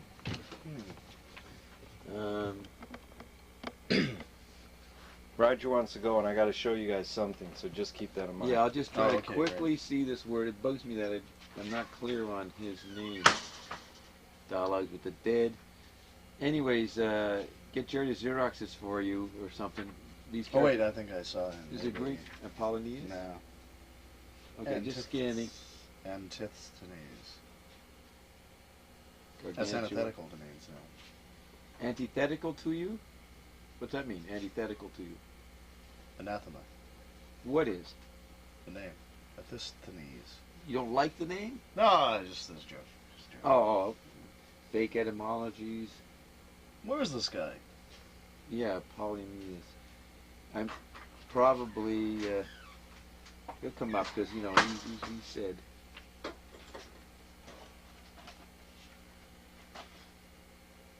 Anyways, also this book is a great encyclopedic of obscure information. You know, it's really not well known.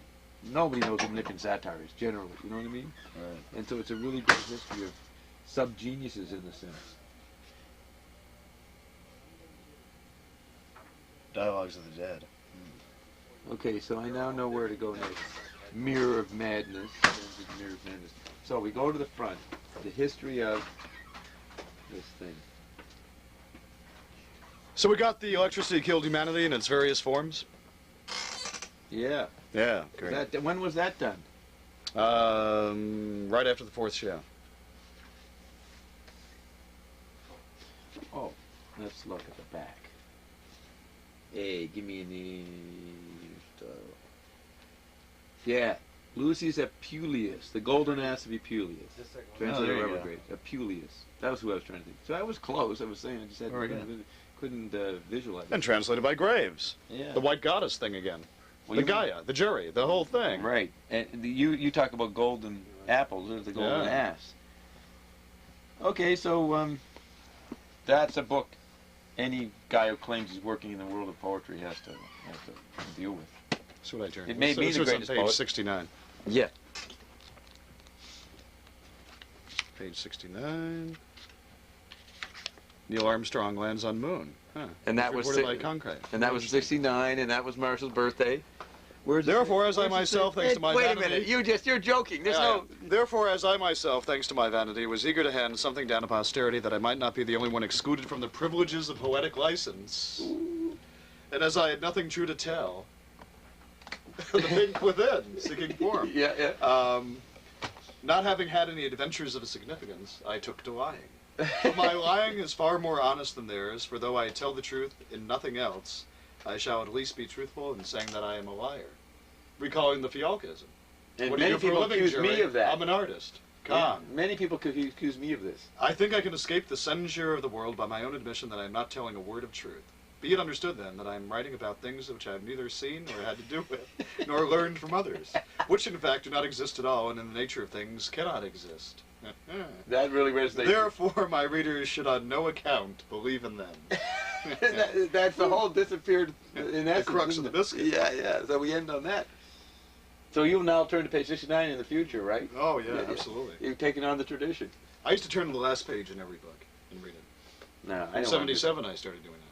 Because you knew there was no ending, I guess, I instinctively. suppose, right. But I don't do that. I don't want to know the ending if I'm going to read something. Well, narrative's not important. Just the style of the language at the end to see if it the eyes holds up demand with the their beginning. turn. The eyes demand their turn. That's The page, eyes. page 52 of Finney's Wake. Television killed Telephony Brothers Broil. Did you ever hear me say that in any of those interviews or anything? No, I didn't. Television killed Telephony and Brothers Broil. The eyes demand their turn. Let them be seen. Ah, very good. And so I'm the eye. And so I'm going to retrieve this fucking. That's what part 6 is. The memo to Prince. I'm going to retrieve that fucking linearity. That's the memo to Prince Charles. That's the joke of it. The collage of the book. Time will start again.